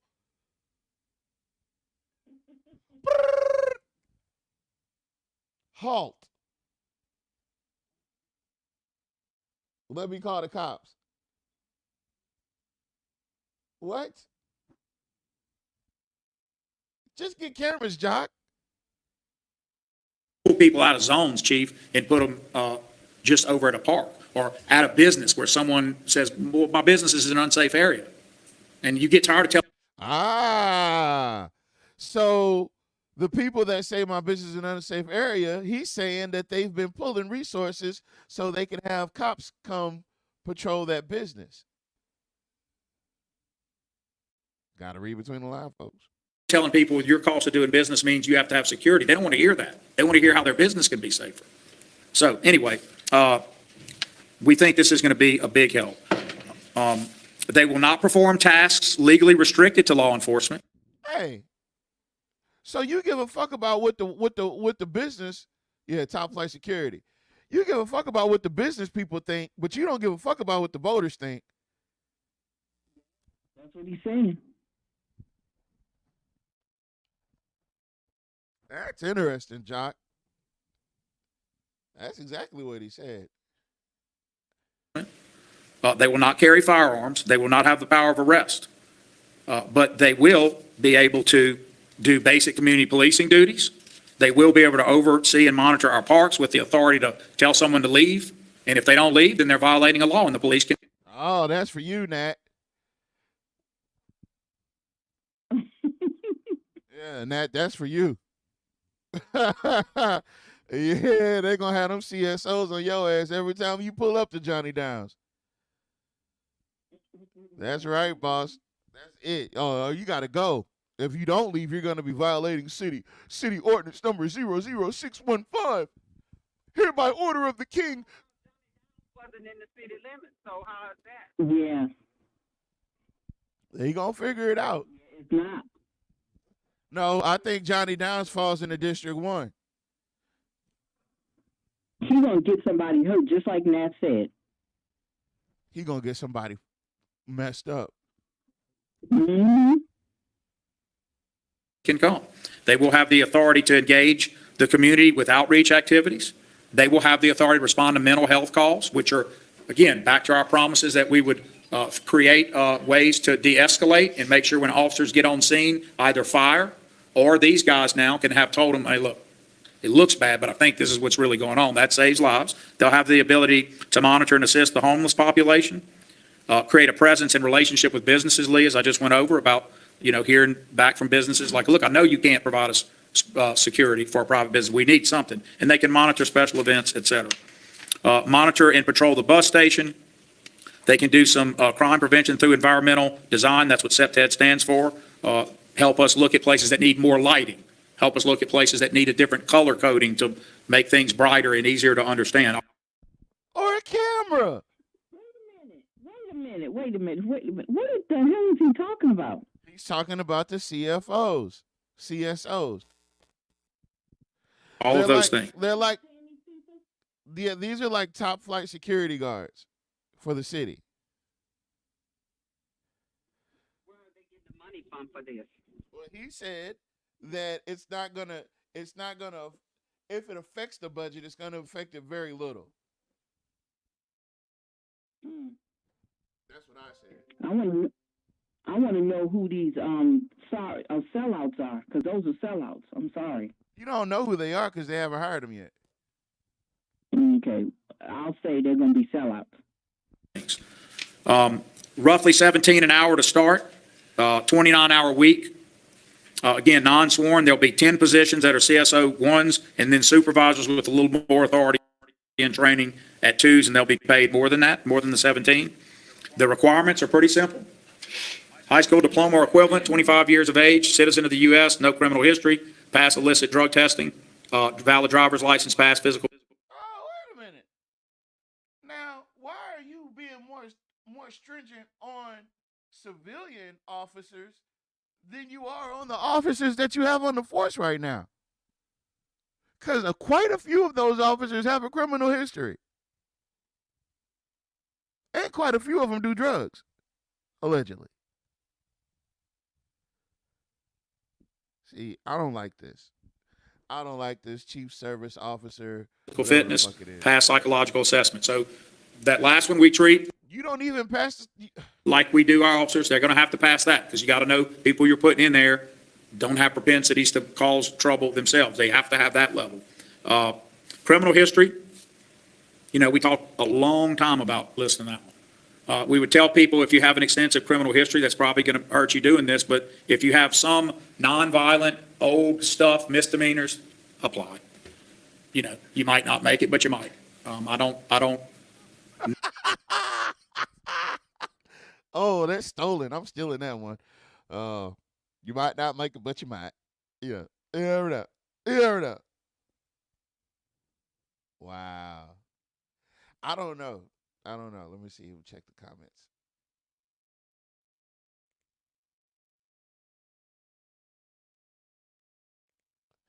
Says, I guess Roosevelt Johnson's going to be security. Yes, because Roosevelt Johnson was mall security. He says, how many can you get with that salary? He said 10. He said 10. I'm trying to figure out how you going to stretch 10 people in 29 hours during a work week. And you're going to have to look. Never mind. He's probably done the math already. I'm going to leave him alone. Necessarily look at someone's very young age mess up as a reason that they can't have lived a life and shown that they're able to do things and get through that. I also assume people, someone that has a marijuana possession charge when they were young is not going to be precluded from a job under my standards, and that's just the way I would see it. Anyway, the slide's going to say what kind of things are there. Preferred qualifications would be either you are a former officer who is retired and would like to do it, or you're in social work or some related field. All of this will be published, so people will be able to get to it. I see y'all yawning. I know I need to hurry. The training will also list, so you'll be able to see that right away. Tanya, when can people start? Now, he says, I see you're yawning, so I'm going to hurry up, and then proceeds to drag this shit the fuck out for another 40 minutes.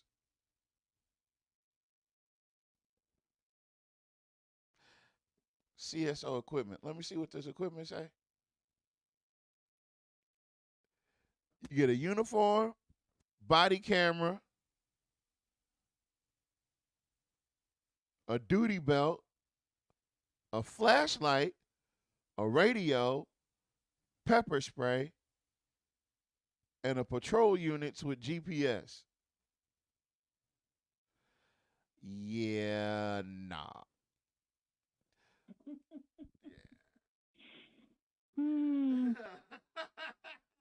Oh no. Do what? Sound like a good job for Tavares. Yeah, nah. I'm gonna I'm gonna decline ahead of time because, nigga, you got me out here with a flashlight and some pepper spray for $17 an hour. You like Martin Lawrence say, you a flashlight police. I see you. There's no You're not gonna. I'm not putting my life on the line. For what? For Jock? So for Jock to not have cameras? That's why we're doing this? Contacting. He said he giving you a body camera. No, that's role dependent. I forgot to add that part. It says in parentheses role dependent. So if it all depends on where you're at and what you're doing, whether or not you have a body cam. Everybody don't get one. Okay. Anything else about it? Waiting on HR to body camera to be level 2. That'd be the first. That is, and level 2s be the man. Let me tell you something. This ain't nothing but a way for them people to lay up and get away with shit and not doing shit. This what all this is. This is them not doing shit. This is them not doing shit. That's what this is. So HR will do the Hey, but we get a duty belt. announcement, but it should be coming up. Okay. So look, y'all gonna get some calls. Councilman Owens. What you call them? Mall? Is they call mall cops? You are a glorified mall cop for the city. Yeah. Gonna be people that want to do this, and so just encourage them to contact Lisa Harris at HR and go through it that way. They don't go through you; they go through HR regular. Okay, and we'll see. We want to start doing this right away, especially with the holidays coming up.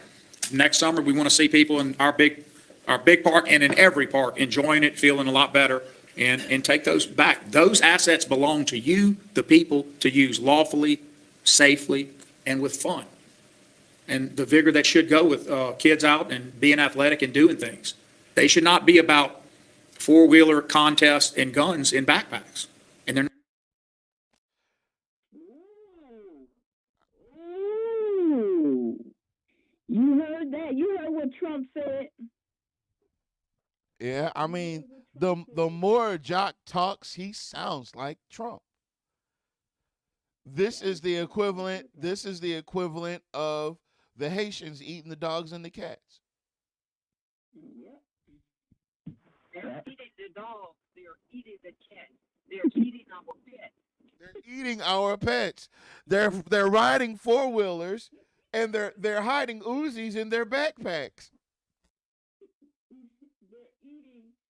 Oh, Jesus. They're eating barbecue chicken. They're eating barbecue chicken. They're leaving their bones all over the place. They're riding four-wheelers. They're shooting Orby guns. They look real. They look real. I'm scared. They're not gonna be, because that's over. And the cats, are they making rugs out of them? They're making Kleenex out of them. I don't know how many times do the people need to see what Jock did, what Jock is doing. Tobias, you know what I'm looking at? Jock looked tired. Jock looked like he on that shit. He looked like crap. So that's where we are, and we hope that this provides a very needed shot in the arm for community policing, and they're behind it. There probably was a time when my police leadership would look at me when I was last mayor and go, "Oh, you're replacing police." There would be a lot of pushback for this. I can guarantee. Oh, you're pushing the police? No, motherfucker. You know what? That just goes to show you the level of intelligence. Jock, if you're able to explain this convoluted ball of shit in 20 minutes, you mean to tell me that you wouldn't have been able to explain this to cops and they would have thought they were being replaced? Oh, my God. I mean, once you I know it's hit or miss with us. People don't like everything we like to say, and people don't like everything we say. I understand that. And I understand that you may not agree with everything we say. But come on, guys. Come on. He's throwing shit in your face, and then he's slick, running shit past you, and you can't really see it because you don't know the context of what he's saying. Who's that? Oh, okay, that's Brother Nat. Nat.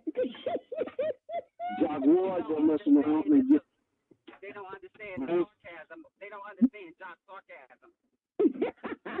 Jock Roy go get somebody put in a bad situation. That's right. That's right. Messing with people. They already angry. They already frustrated.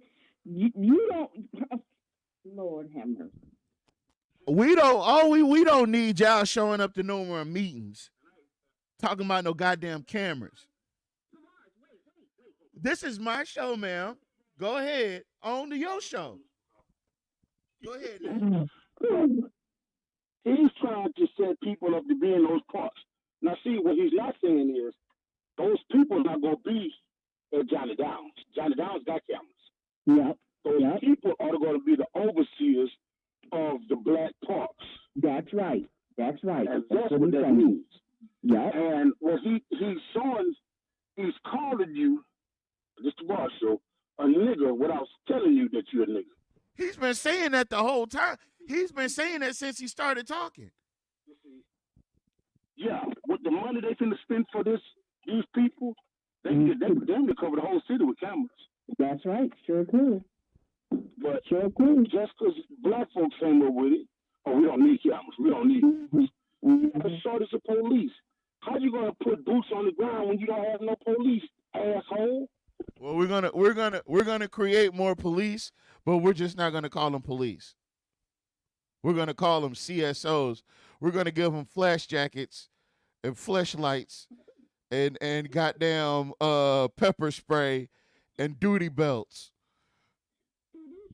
Y'all, do this sound like the 1950s or what? We're gonna deputize some people. Well, you gotta think about it now. Roosevelt Johnson would be a good candidate for the job because he's done the same thing in the mall, remember? He don't carry a gun neither. He's gonna put mall cops. I'm done, y'all. Hold on, I got comments to get to. Hold on. They are eating our parks. They're eating our parks. They're riding our four-wheelers. Okay? He'd rather work with the sheriff department and allow them to run the city.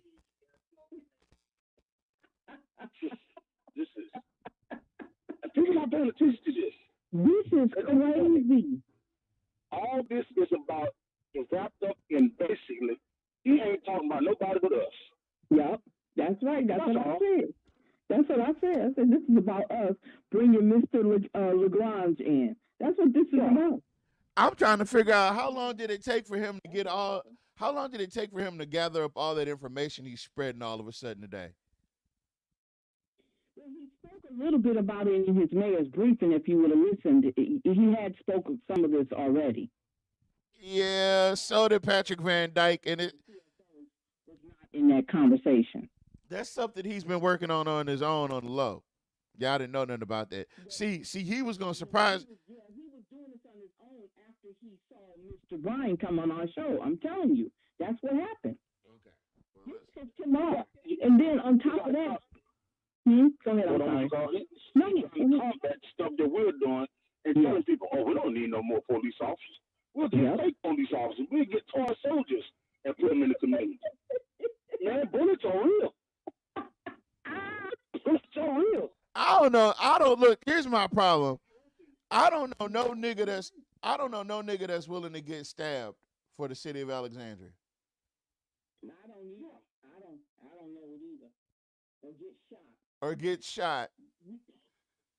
You telling a homeless person that got PTSD and he sleep and he already going through flashbacks, you tell him get up off that bench and get your behind stabbed. If you want to, you gonna call the police if they don't listen to you. That job's gonna have a high turnover rate. You got a crossing guard. Man, if you don't go stand on the corner of Bolton and MacArthur and get the fuck out of my face. Yeah.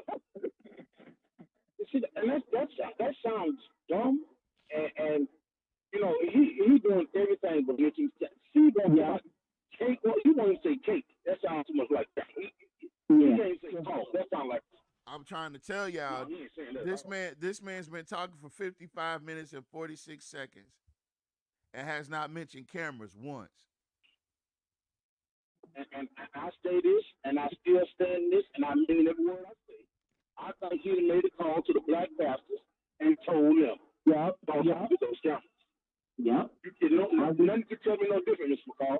I know, because nobody contacted you and said, let's have a meeting about them. Well, I tell you what, one place that we could start with the cameras is in the parks. No, why would we put, no, we're not wasting, hell no. We ain't put no money in no damn park that you just said I can't get in, that I can't be in and play with my kids in. Oh, hell no. Sound like Jock. Let's see the property, teacher Lars. Y'all sound like Jock. Y'all don't want no cameras in the park? Y'all must be up to something. No. It's city property. Okay. No, I'm just saying. You put one on Miss Agnes' house. You see if Scott Ollie still interested in one? Put one of those $550 ones over there. Okay. Get a couple more houses that volunteer to put. With you, all we'd have to do is simply just start getting cameras. We'll put. That's right. That's what I said. Yeah. That's my next point. That's what if you don't. Gee, none. There's not been a couple more weeks. Well, let's go. I'm going to ride. I'm going to pick up the cat. They need it. They need the relief and help this provides. I would love to tell you we'll hire 50 officers tomorrow. We did make a strong push and still are, and we got a lot of guys hired and girls, and they punch out as fast as we get them in, guys, literally. They either have an issue with firing weapons, or so many people get caught by the matrix, our psychological testing to get in. But more than that, I think people, they get in and realize we just don't want to do it. It's a tough time to want to be a police, very. All right, so that's a whole lot of data. We're going to, now we're in 7. No. So this is my shout out, olive branch to KLB about how we produce data and what we do to help them ask for data in a better way. My baby did. I need to go from your account. Why nobody ain't put a GoFundMe account up to help save the kids? That's right. That's right. That's right. They don't think about it until something happens. It's too late. Now if something happens, hey, well, it ain't gonna stop nothing. But damn it, you can catch the person who did it. We got too many unsolved murders. You know what I'm saying? Not to one count. Or do you just say that at the time being, or that's the new wave to ride? Somebody needs to say something. The only thing they want to do is play for the city. Goddamn, how much you gonna play for the city? Sometimes you gotta do something. Yeah. Sometimes you gotta get up off your ass and go do something. You just go sit here and play. Well, hold up. Back though. We must be reading the same. We ain't reading the same Bible. I thought after that it says, "Pray without works is dead." Well, we don't want to work. We just want to pray. Okay. Well, how long is it gonna take you to get up off your ass? How many kids outside murders you gonna take when you get up and do something? But you see, the man not gonna do nothing for you. It's just so weird. This man thinks people walking around in a fucking park is gonna stop crime. This is weird, y'all. This cannot be real. Okay, well, give me a minute, and I'm going to continue on with the video. So, but just send it, give it to us. I have been more structured in how I do these than in the past when I would just sit and take questions all, for as ever long. And the reason for that is not everybody's going to be professional media doing it. Some people. Jock. You know what, Jock? Your new name is Donald Roy. No. Your name is Jock Trump. Dr. Seuss? Yeah. That's Dr. Seuss. You see, I used to take questions from the media, but not everybody's professional. You talking about Urban Cast? People have different agendas. Some people want to come here and disrupt on TV or make it political. And we just don't have time for that. We ain't been coming to the damn meeting, so he can't be talking about us. I stopped going. Until I see people up in there, I'll go. But I ain't going no more. I ain't going no more, period. I retired myself from it. I'll just... Jock is pissed at y'all. Jock is pissed at y'all. Jock is throwing this is a hissy fit.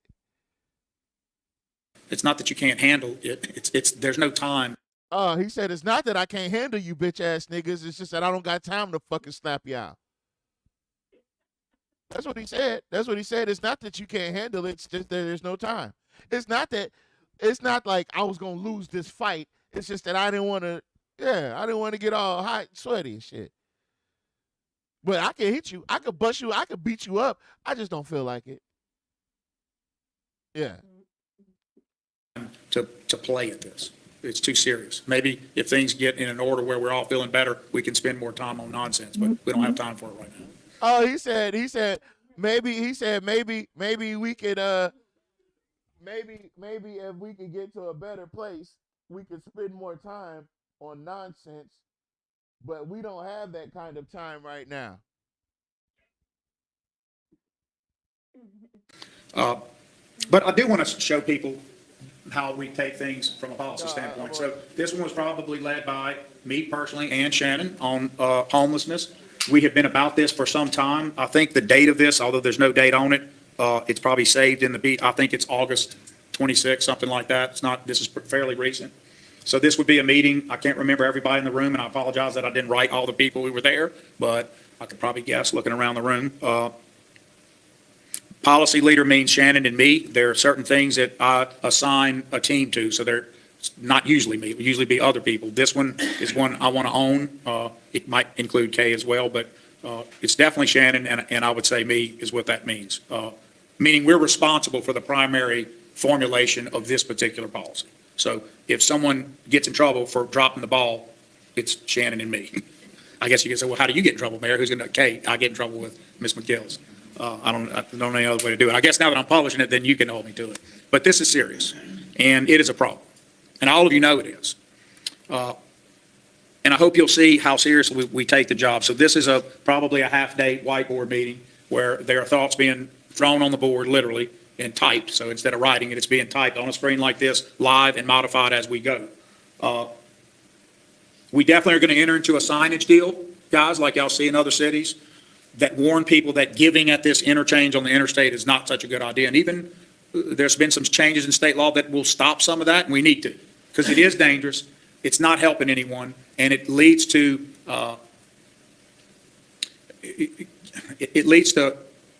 making